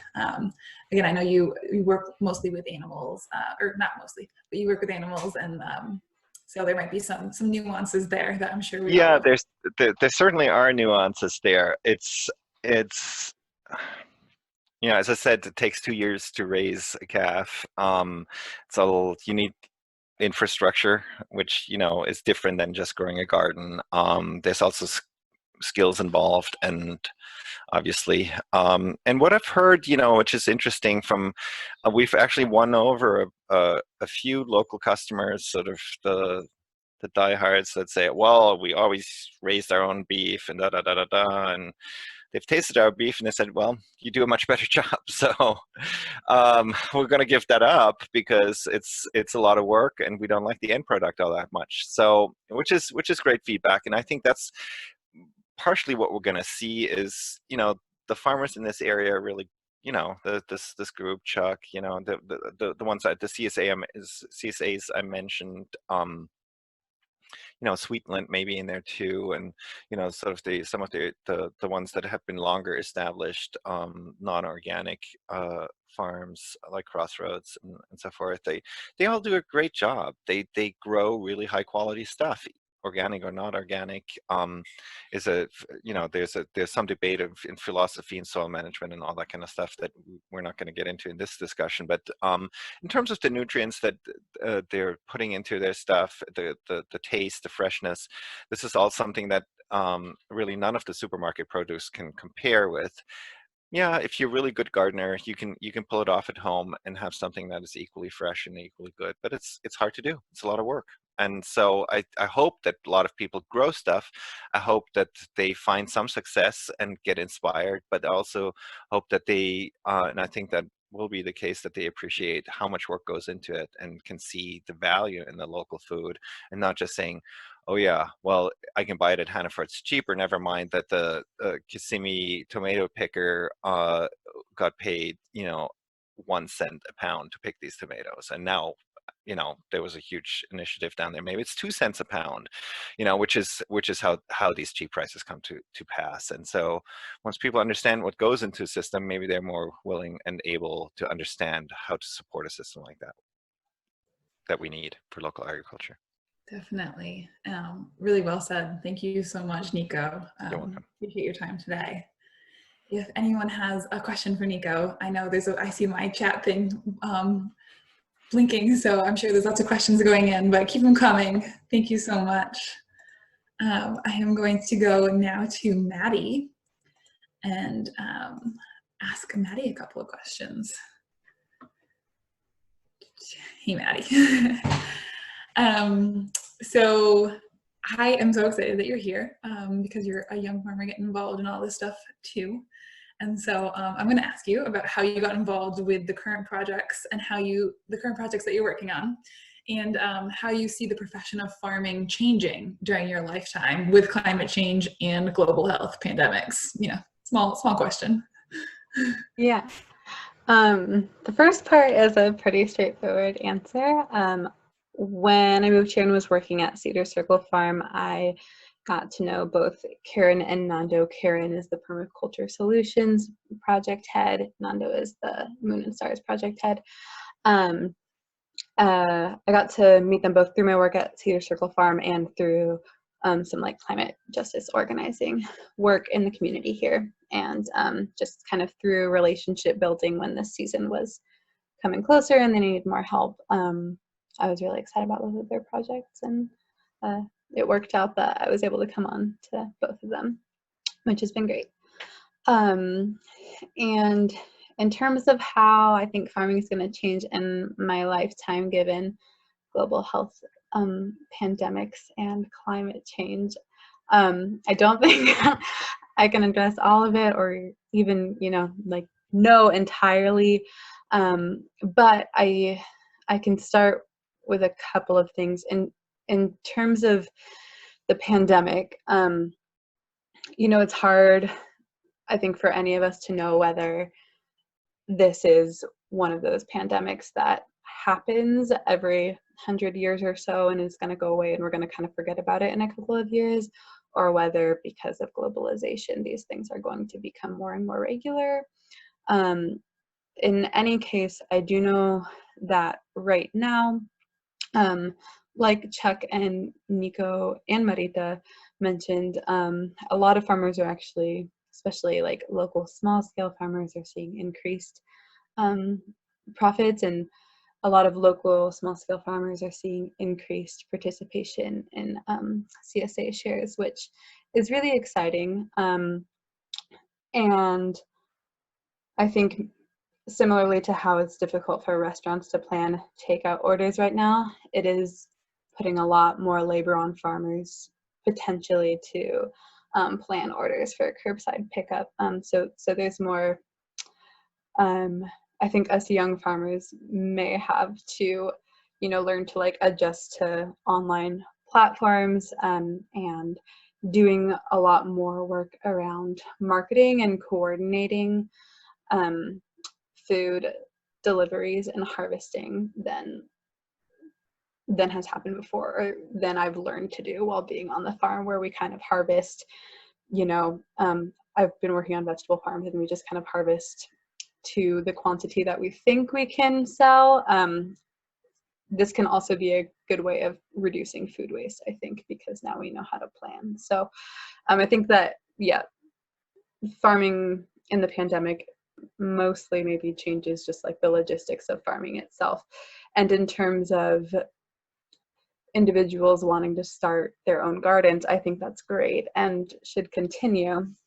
And with Chuck and Niko's particular farms, they have a lot of animal production, and so that's definitely different, but with vegetable farming anyway, I think that there's a lot of room to move toward saving seeds and starting plants and selling like annual like vegetable crops in more of a nursery style where people can take starts home and pay, you know, a decent retail value for vegetable starts as well as perennials. And I think that ties into the climate change piece, where I think that in my lifetime we're going to have to see a really huge shift toward perennial crops, which are, you know, crops that, you know, reseed or are like shrubs or trees that sustain themselves for more than 1 year, because most, especially native perennials, tend to be better for ecosystem health and also might be able to be more resilient and adapt to the changes that we're seeing with the changing climate. So I kind of think we'll see, at least for smaller scale local farmers, like a big shift in the type of food that we're producing, and maybe more of a shift toward the nursery model instead of producing vegetables for immediate consumption. I also think that, I think it's a necessity that we shift away from large-scale industrial farming, but especially in light of what Marita's bringing up with how even at this time when a lot of individuals are moving toward supporting CSAs and gardening for themselves, many farm workers on larger scale farms are still facing really terrible working conditions. I think we can't assume that climate change or pandemics are going to automatically restructure things for us. Like, things aren't going to shake out unless we're supporting campaigns like Milk with Dignity, you know, and starting our own projects to really provide income security for the people who work on our farms. So I think that in my lifetime, I hope that we are going to be moving toward production farming and gardening and other food initiatives that are more sustainable for the individuals who work within them. So yeah, those are the two main things that I hope and think we're all kind of working on trying to make happen, is that in the face of climate change, we're both producing food that is going to be better adapted toward ecosystem resilience, and that we're creating work environments within that are more beneficial to the workers. Yeah. So thank you, Madi. And one more question for you. As a young and new farmer in Vermont, what are some of the gaps in access or challenges that you and others who are also learning the ropes are facing? And then are there efforts being pursued to address those? Yeah. I think that here a lot of the issue still kind of relies around access and capitalism, and maybe a lot of farm workers perhaps not being able to put away enough savings to buy land. A lot of us, like young farm workers, are landless and maybe feel like we would not be able to start our own farm projects, which might be okay and might also be able to change. Vermont actually is pretty well situated to support young farmers. There are a lot of grants available through Vermont Agriculture, which I can link in the chat in the moment, many of which are suited to young farmers, especially from diverse backgrounds. But it is still really daunting for, I think, many of us young farm workers who are working at, you know, close to living wages, but not great wages, to be able to think about putting away savings while paying back student loans, most likely, to be able to then also like gain access to land and start farming our own land while working other jobs. Most of the young farmers I know who do have their own land and are starting their own businesses are also working full-time jobs elsewhere to be able to get by in their first couple of years, which is really difficult. So in terms of just that simple land access, I think that you know, increasing access to grants is really important. I think that projects like Niko expressed that, you know, he's trying to use his land to allow other farmers like to have smaller projects on that land. I think that's a really great model too. And I think that in terms of some of the other challenges maybe in trying to learn more as a young farmer, or trying to figure out where one can go as a professional grower in Vermont. I think that particularly for queer folks and folks of color in the state, access to education, while it might be there, might not always feel accessible, it might not always feel safe, with Vermont and New England generally being pretty white dominant, and the farming community being pretty like there are a lot of women farmers. However, there are also a lot of farming workshops and farmers in that area who exude a lot of,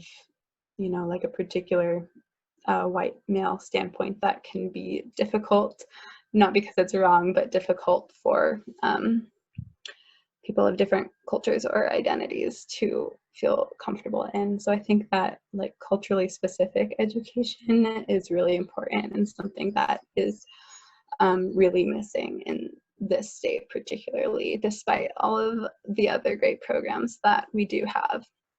I think that some programs that are doing a really great job, I think that the Resilience Food Hub that's going to be started is awesome. That's very exciting. There's a group here in the Upper Valley of seed savers who is really interested in partnering with young growers and teaching, like creating mentorship programs around saving seeds. Likewise, Cedar Circle Farms and Freeverse Farms provide many workshops for adult learning. Sterling College is also a really great example of a place to get more access to different growing techniques and food production techniques that are sustainable and focused on kind of community resilience and creating regenerative culture. Sterling College is pretty far away from us in the Upper Valley. It's up in the Northeast Kingdom, but they do have workshops that are open to the community, and I think that following their model here in the Upper Valley when we put on workshops could be a great thing. Yeah, and I think like generally, like I said, like I think Vermont has a lot to work on in terms of making this education for young farmers more accessible to systematically marginalized populations. However, there are a lot of opportunities out there, and I think just kind of streamlining access to those and helping young farmers figure out how to tap into those is where we can go. Yeah. Awesome, thank you, Maddie. Really appreciate the insight and the awareness that you have. So thank you so much for being here today. I am going to have, Kat is gonna hop back on. Hey, Kat. And Kat has our first question, and I believe that what we're gonna do is we're gonna put all the panelists back on. So I'm gonna turn all your videos back on, panelists, and Kat will ask the first question. All right, so we've had a number of questions and really good conversation happening in the chat. So I hope those of you who are on will look at that, and we'll make that chat accessible afterwards with the recording, also taking out any thing that we think you wouldn't really want to be put in the chat. This question is for all of you, and this originated from Henry Swayze. And he asked, what is the path to improving our soil, climate, water the fastest? And he's interested in both the methodology and triggering social change. And I would like to add to that question in terms of social change, especially in terms of creating the kind of access for all people, and especially marginalized populations in Vermont. So what is the path to improving soil, climate, and water health the fastest for all people while increasing access to all of our neighbors? And we'll go to Chuck first. I think I just reiterate one of my earlier comments, which I think the quickest, fastest way is through real carbon pricing. I think that's the fastest way. And the benefits would be enormous, in part that there would be a lot more, or there would be more money available for the people who are working on farms as well. And that would increase the access piece of it, because it would be potentially be a living that you could earn your living doing it. So that would be a wonderful way to increase access. But yeah, I'm interested in what others think. That was just kind of what I had before. So yeah, thanks, Chuck. And Marisa, we're going to go to you next. No, I agree. I agree with Chuck. It's access to land and access to things.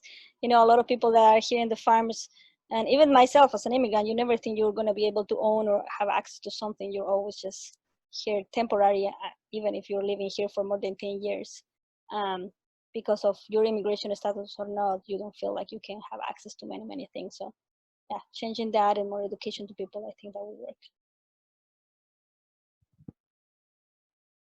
Thank you, Marita. And Niko, we'll ask you that same question.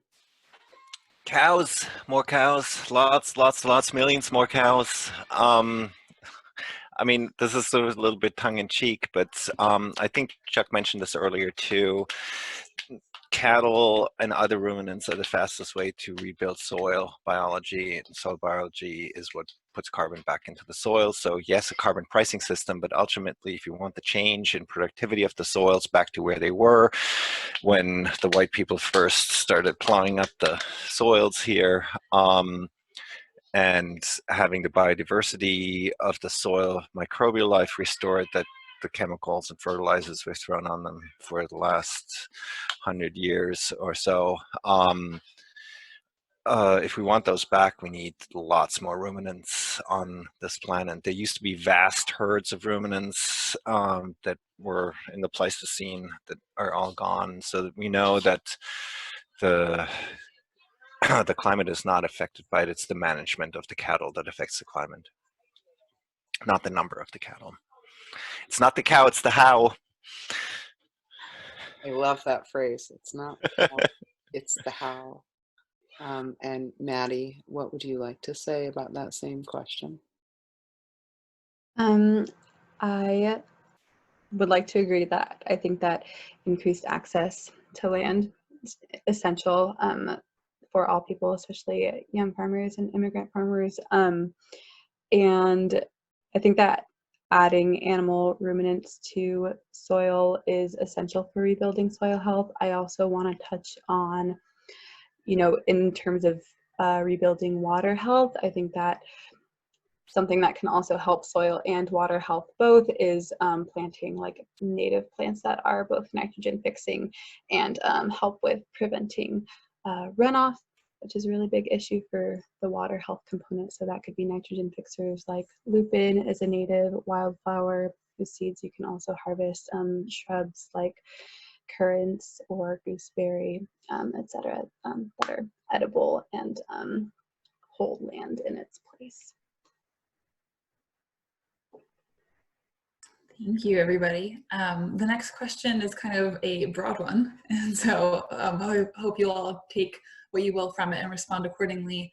From the chat, it sounds like there's a lot of conversation around the economics of farms and access of consumers to farms and vice versa. I know some of you touched on it before, this idea of co-ops and subsidies and the whole gamut of the economy of agriculture.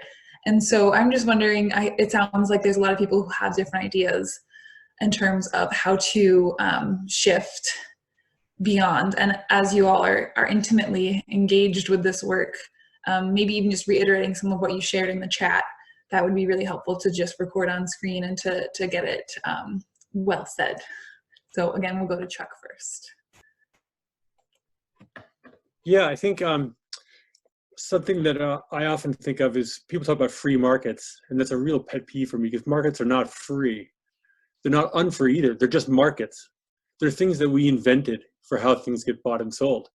And when it comes to farming, we've created some really crappy markets that exploit people, that exploit the land, that produce empty calories, to people. It's like the markets are terrible. So I like to think of them as not being free, because when people talk about free markets, it's like, well, you can't do anything about it. It's just like the market, and it's not the market. Like, we made it, we created it as a society. So it's in our hands to change the market, if not overthrow the market, but at the very least, change it to do the things that we want it to do.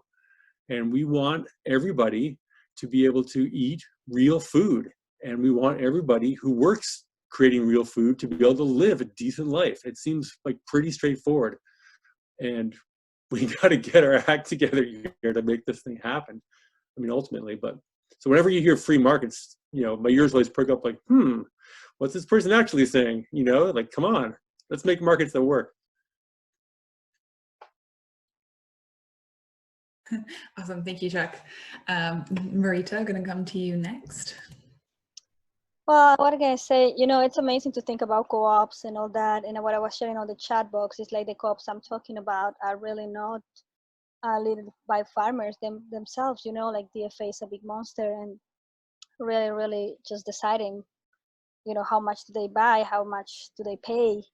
That's the crisis, and at the end of the day, whoever is making profit from the farmers and farm workers' work are the Hanovers, the Walmarts, the Whole Foods, even the Trader Joe's, And Hanover has this program that says, oh, we partner with local farmers to sell their products. Excellent, but are they paying really what they should be paying? And also understanding the dynamics of power in a farm where the farmer has access to many, many things, maybe, or a few things, but the farm workers don't.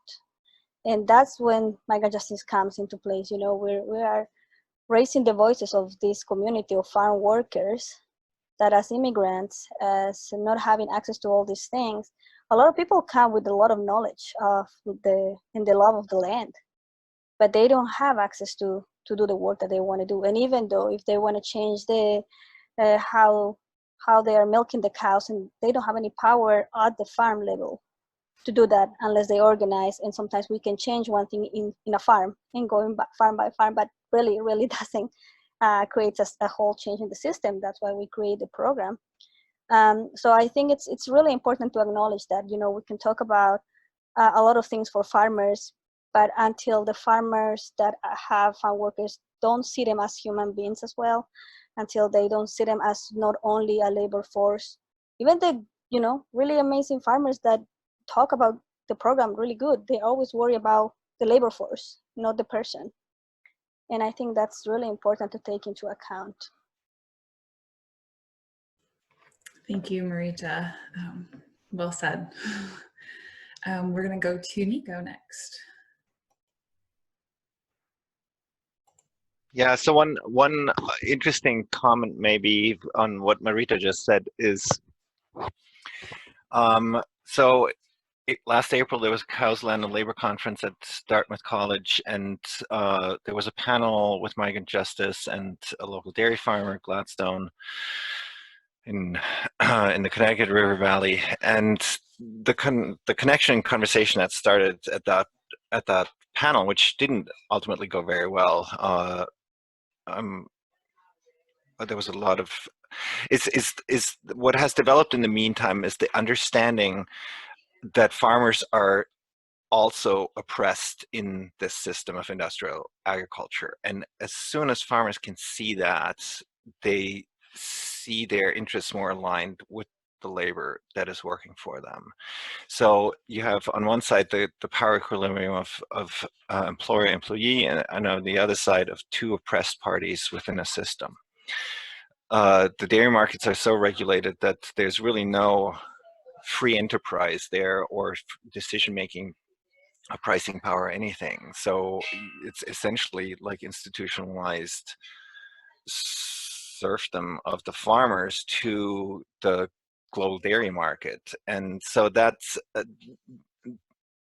what makes the dairy situation so complex, but I'm sure Marita fully understands that already. I just wanted to sort of point out that often it's sort of like the farm owners versus the labor that gets exploited, but it's really an exploitative system, and it's designed not to be transparent, and it's designed not to be open and well understood by the public, because that makes it easier to manipulate and abuse. And so that's sort of the inherent structure of agriculture, industrialized agriculture in this country. And so remind me where we started on this. It was a very broad question, just of the economy of agriculture and how to improve it. Yeah. It's a lot, you know, and here, so looping back to Chuck, what he said, free market, not free market, it's equal market access capability or ability that really counts. And that's where the picture is fundamentally skewed, in that the big corporations get the policies that going their way and they get the subsidies going their way. And that screws the whole market access issue. And there's a lot of inequality built into the markets already. I completely agree with that. And the markets aren't very efficient, they aren't well organized. And the middlemen take the cream off the top in so many ways. And so if we can at least acknowledge that we should all have a more equal access to it, I think that would be a big step forward. But boy, am I not holding my breath on that happening anytime soon. I mean, we can't even get it together when it comes to public utilities, and that's vastly more simple as a system than agriculture, you know. Anyways, I think that's, yeah. I mean, what we're seeing is, and I mean, the hope is that by having a disruption like COVID-19, and hopefully and likely this will continue much, much longer than we think it is at this point, this disruption can be long enough and deep enough that it actually will force some change and strengthen the local systems and the decentralized systems and the distributed logistics and all the kind of things that make you know, systems more resilient. Thank you, Nico. Madi, we'll ask the same question of you, and just a little refresher. The original question, which has modified a bit, so I want you to respond however you feel comfortable. The original question was originally from Henry Swayze, and what is the path to improving our soil, climate, and water the fastest, especially in terms of creating the kind of access to food systems for all people, and especially our marginalized populations? Yes. I think. Here you go, Madi. Okay.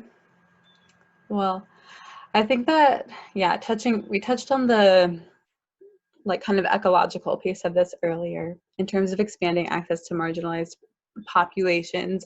I think the economy piece is a big part of that. Nico had presented in the chat that if we were to redirect, you know, subsidies for industrial agriculture toward regenerative farming and maybe toward being able to provide small-scale farm workers with living wages, you know, that would go a long way. Like he is also more recently mentioning, I don't know how likely that is to actually happen, but I do think we should push for it.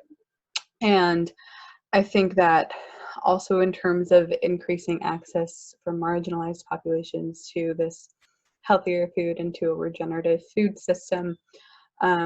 Again, like a kind of more streamlined, centralized food hub, I think is pretty essential. I think, again, that cultivating foods that are native and culturally specific to populations outside of, you know, the, I guess, like pretty white Protestant norm in Vermont is pretty essential. Like catering to migrant communities is really essential. And essentially, like, I think that tapping into some of the wealthier resources here in New England, because there is quite a concentration of wealth, in order to try to provide food for lower income people in the area, can also go a long way. So that can look like, I think I mentioned solidarity shares earlier, and so asking CSA members to contribute like a sliding scale fee on top of their regular CSA share, right? They could pay an extra 100 to 200 or more per season, and then that money can then be funneled into giving food to lower income clients.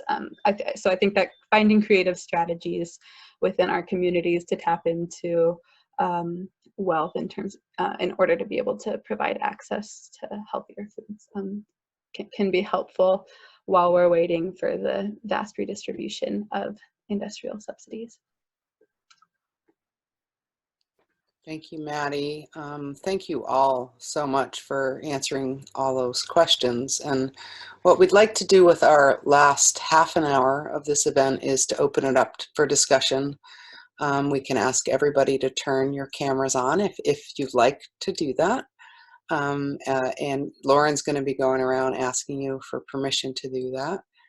So we like to end our discussions with a little bit of community building and looking at each other's faces and having a bit of discussion. So we'll go around and we'll ask everybody if you'd like to ask a question or make a comment. With this last half an hour, we're pretty loose about how this goes. So this is our opportunity to do our best to use Zoom and this community format to build the community that we all know that we need to move into the future.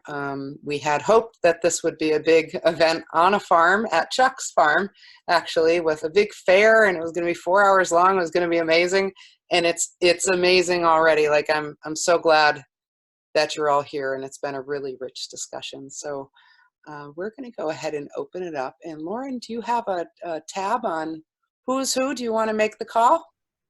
I would love to. Great. I would also love to thank our panelists again. I know some of you have to hop off. So if you do, please feel free to do that. And thank you for your time.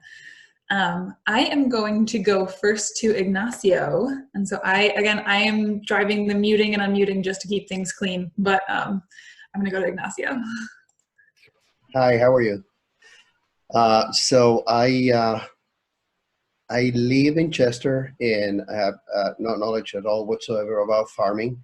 I'm growing a bunch of stuff way more successful than I thought that I was going to be, even though some of my tomatoes got frosted because I put them out too soon. And I'm just worried about food and providing food, not only for myself, being self-sustainable, but also, you know, being able, if I can contribute to food for other people. And I find that I just moved to Vermont a few months ago, and I have a small piece of land that I'm working, and I'm trying to figure out how is it that I can actually bypass the whole chain supply of, you know, food providers, and as a consumer, to be able to go directly to the people who are producing the food and are doing the work. And I find that the system is really so screw up that the best approximation that we can have is the co-ops, which I'm registered in every co-op nearby, and I try to buy directly from them, and I try to help them because I know that indirectly I'm buying from farmers. But the system is just only an approximation of a very screw up system in terms of food supply. So I wonder if there is a better way. I have all the list and the database from all the farmers everywhere, but there is no a means of connection of these farmers between themselves as to what is it that they produce, what is it that they can provide to consumers, and how they can communicate that to consumers in an efficient way that I don't have to really do. I mean, if I'm doing this sort of hard work in terms of trying to find who sells eggs, who sells milk, who sells whatever it is, you know, and it's much easier just to go to the supermarket and doing it. A little bit more sort of conscious would be to go to the co-op, because you know that you have a little bit more direct approach. But I wish I could go to a farmer that I know that sells milk, and another farmer that sells eggs, and another farmer, and maybe I'm very naive, I'm very stupid in this way, you know, but I think that it should be a way where I could go and buy whatever I need other than producing it myself, which is just another extreme. So you have the big supermarket, you have the co-op, you have the farmer, and then you have yourself to produce your food. So it should be a little bit more of a liaison between all these things. So you try to avoid the big producers and really, because indirectly you are going to be contributing to healthier soil and a better climate, because you know from where you are buying it and everything. And I think that everything is so incredibly complicated. It shouldn't be like this. Anyway, my thought. Thank you, Ignacio, for those thoughts. I'm going to go next to Lynn.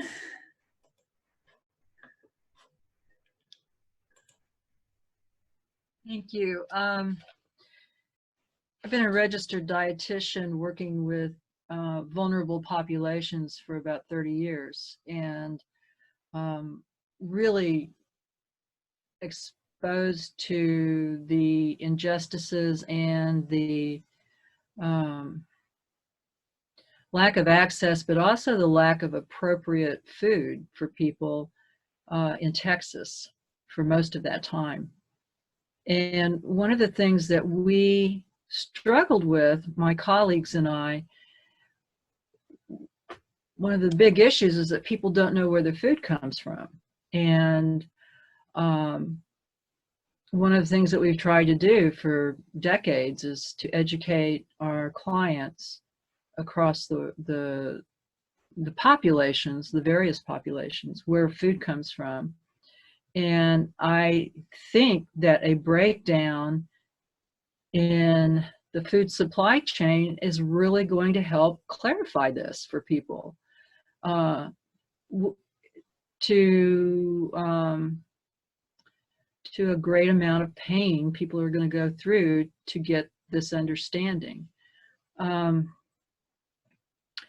So I think, I forgot who said this, perhaps it was Niko or perhaps it was Chuck, but perhaps with COVID, if it goes long enough and deep enough, we will actually see the system change. And I live on about 0.08 of an acre in Montpelier, and every square inch of land around our house has raspberries, blueberries, hazelnuts, aronia, cranberries, asparagus, trying to grow food. And I have to tell you, we're not good at it. We're just not good at it. But it's gratifying to do it regardless. And I do feel good that the wildlife in our area is benefiting from our hazelnuts. And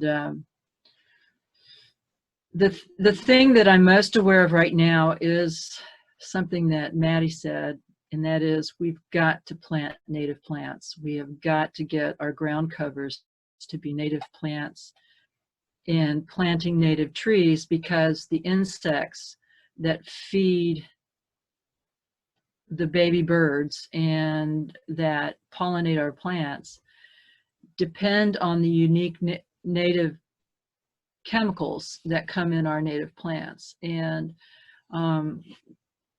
my struggle here in Montpelier is how to communicate with people who want to create great biodiversity in their yards, but they're getting ornamental plants from Japan, and they're getting, it's biodiverse, but it's not what supports the native insects and the native animals, and it's not nourishing, and it's not what we need. And so I'm in the question with everyone here, and it's really, really good to have this chat with other people asking these questions, and to know that I'm not the only one sitting in my kitchen on Zoom trying to figure this out. So I've heard some really great ideas from all of you. Thank you, thank you, thank you. And take care.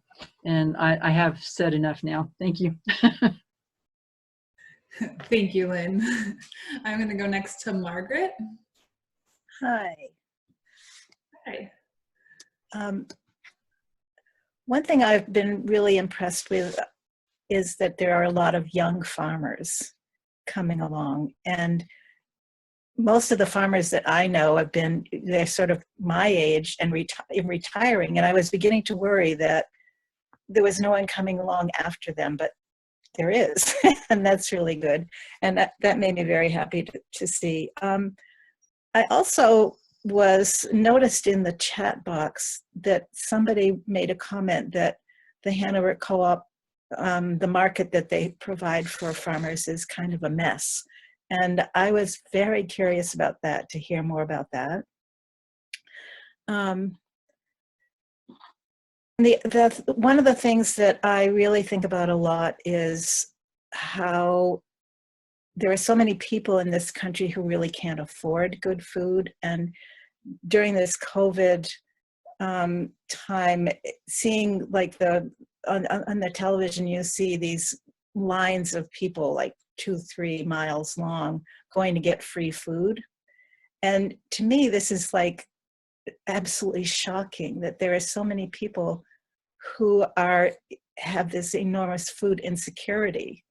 And also I find myself, I'm on a lower income level myself, and I can't afford to buy a lot of the really good food that we make here in Vermont. And this to me is like a crucial aspect of thinking about food in this country. How can we make sure that everyone has access to good food? And I don't think it's an easy answer, but or maybe it is an easy answer, we just haven't accepted what it is. But those are the things that I've been thinking about a lot during this, all the time, and during this session with everybody here. Thank you, Margaret. I'm going to go next to Nando. There you go. Hi. Hi, everyone. My name is Nando. I run a small project called Moon and Stars Arepas. We make arepas and we grow corn. We're growing some corn here with Nico Horster that just left. And yeah, our whole project is about this whole regenerative process and how to create a business model that represents what we envision as a regenerative culture. So that's kind of our premises of our project. It's about transportation, like Chuck said. It's about like bringing this quality of life to farmers. It's about regenerating our soil. It's about bringing culture and, you know, just this fusion of all these practices that have to go in place to make this whole regenerative process work. So that's our project. Thank you. Thank you, Nando. I'm going to go next to Henry Swayze. you unmute me? Yes, you did. I think I've gotten my dibs in on asking questions in the chat room and having people answer back. You know, it is very special to have all you people, this is kind of like Lynn's comment, to have people, to feel that other people are thinking about this, because I think that it's the synergy, the creativity that's unleashed by visiting with other people about these issues that kind of broadens our horizons and gives us courage to go on. And it certainly does for me. I get feeling I'm shouting into the wind, you know, on a dark night sometimes. And when I meet up with a group like this, it's bubbles me back up to the surface. So thank you. Thank you, Henry. And then I'm going to go to Tina. So one of the challenges for COVID for me, I produce nuts and fruits, and I previously have sold them at the Heartland Farmers Market and at the Upper Valley Food Co-op. And one of the things that sells them is people being able to sample. And with the new COVID restrictions, everybody's going to be ordering online with no ability to really taste them until they buy them. So I'm wondering how people will be adapting to that as consumers, if they'll be willing to try things, if I'm going to need to come up with some sort of small, hopefully relatively green packaging to have really small amounts available so people could buy like one of something rather than selling by the pound or by the quart.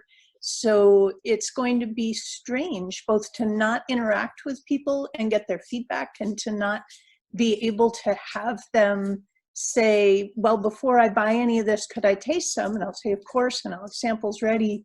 So it's going to be really different this year.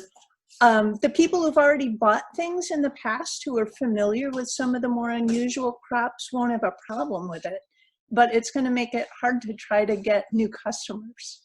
So I'm hoping that all the farmers market people will still want to do something fun, and I'll come up with some creative way to have essentially a sample available, but it'll be interesting to see how it develops. I'm glad our farmers market at least will be able to open. Initially, when it was completely closed, I was thinking, what do I do with this? This is not going to work.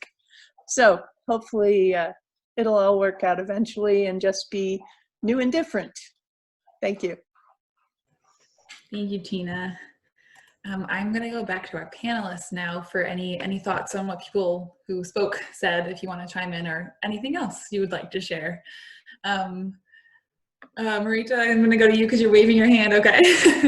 Yeah, sorry, I have to leave soon, but I think I just want to go back to something that Niko touched, to say that the farmers are oppressed as well, you know?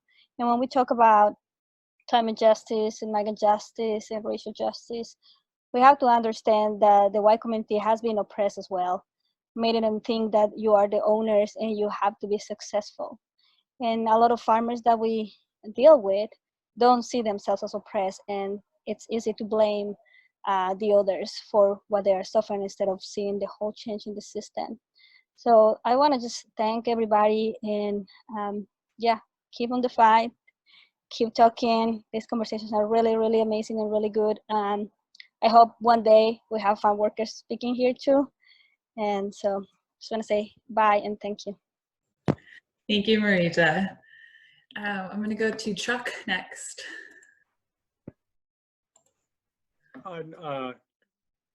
Boy, these last few comments have been so great. I think what Marita said, what Henry said, the fact that here we are, that we're talking, that we're in this way sort of supporting each other and sharing ideas. And it's a big, difficult systemic problem that has many facets and will take a long time, but this is how it happens. It starts right here.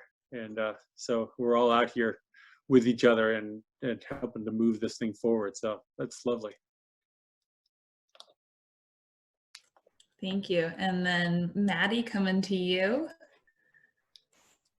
Hi. Likewise, I just wanted to give a big thank you to everyone for listening, and it's so cool to hear from those of you who are on the call listening in to just how everyone's growing food in different ways and looking to engage in building resilient food systems in some capacity. I think that's really exciting.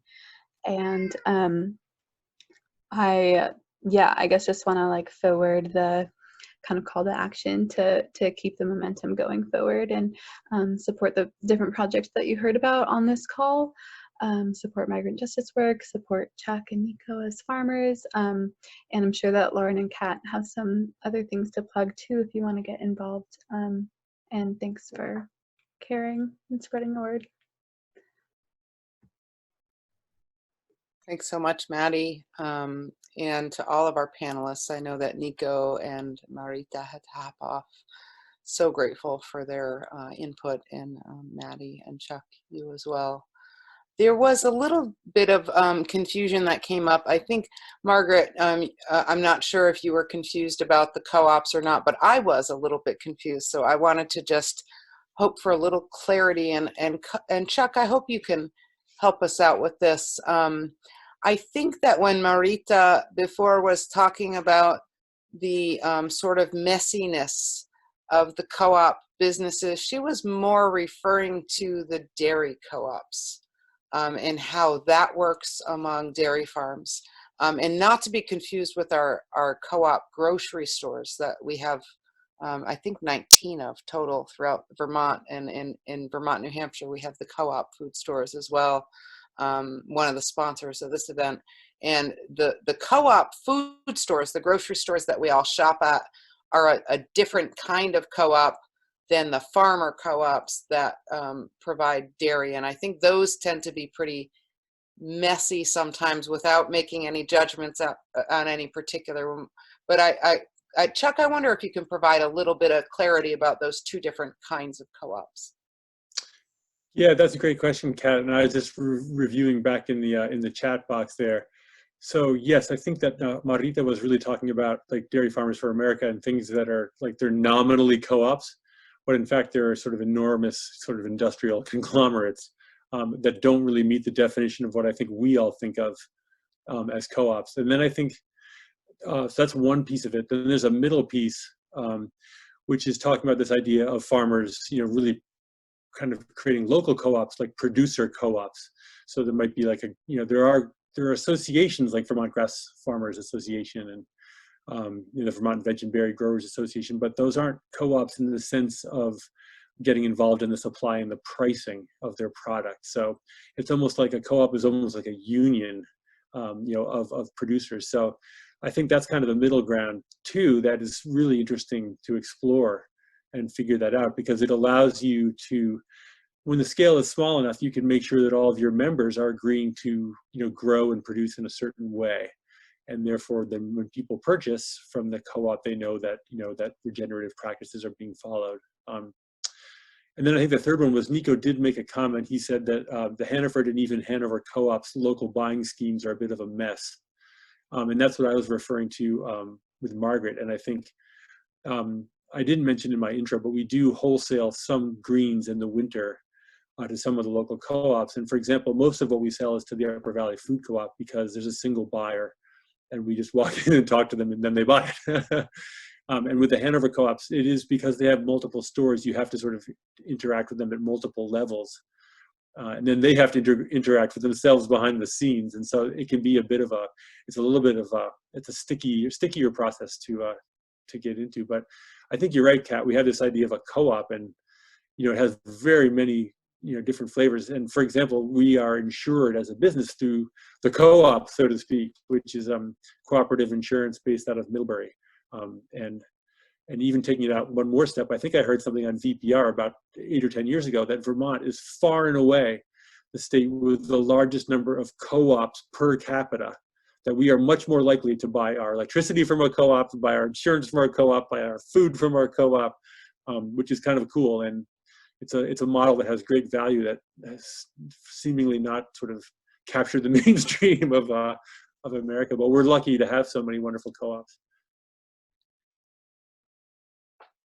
Thank you so much, Chuck, for clearing that up, and also for Kat for bringing it up, in addition to what was mentioned in the chat. I also just want to acknowledge how great this chat has been. It's been very active today, and I'm excited to share all of those resources again on our website afterwards. I guess the last few things I want to say as part of this series was the sheer gratitude that I have for this community of the Upper Valley, and all of the willingness for panelists and presenters and attendees and sponsors who just hopped on board to this idea of trying to bring climate justice and soil health and agriculture into the mainstream a bit more. I also want to acknowledge that there aren't a ton of participants today, but I have personally gotten messages after every single event of people going back on and watching afterwards. So thanks for holding this space and for coming in on a sunny day, and for having this dialogue. Really, really grateful. And I know lots of people will come and use these resources and watch these recordings afterwards. Feel free to share them widely. And then the last thing that I will say, in addition to thank you to Kat, obviously, and always, is just, I love holding these conversations and talking about them. I have been overwhelmed by how many conversations like this are going on across Vermont, whether or not it's this particular Zoom call. I've been on several of similar topics, and so there's lots of opportunity to get involved and to have these conversations and to further this work.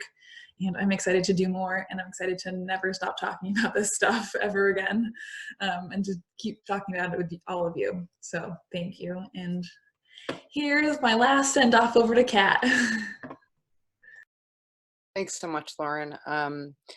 So this is the final of 6 events that we've been hosting this spring, pivoted quickly to webinars after the pandemic, and we have Lauren Weston to thank for the brilliance to make this event happen. She has worked endless hours organizing with lots of different speakers, bringing an incredible narrative to us, and I just can't thank you enough, Lauren. You've been amazing.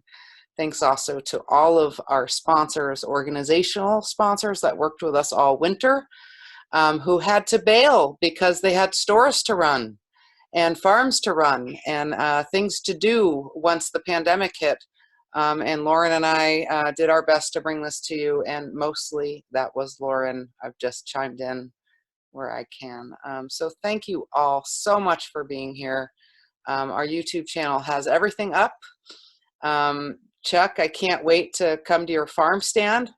I'm so excited that the things are, the governor has lifted some restrictions, and I'm still wearing masks. And Nando, I can't wait for your arepas. And Tina, your fruit. Thank you so much, all of you, for all that you do in the world. And let's continue these conversations. And we are already planning next year's soil series, so stay tuned. Thanks a lot, everybody.